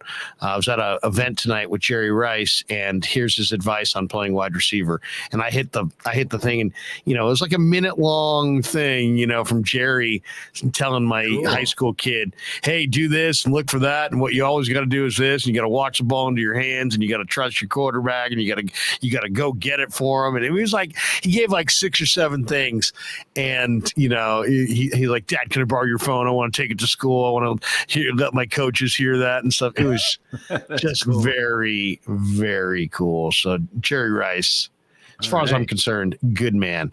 All right, for Ryan Smith, for Dan Coach Emilio, I'm Larry Krueger. Hope everybody enjoyed it. It was the Krueg Show. Tell everybody, subscribe, join up. A lot of momentum. We're having a ton of fun. Join us. We'll be back with you tomorrow for more. And of course, another post game on Friday. Yeah, never met a man I've been scared of. Careful, you gon' get exactly what you asked for. Careful, whatever you bring me, getting handled. I answer to no one, I don't need to hassle. Yeah, we ain't never fall back. Hold our ground where we at.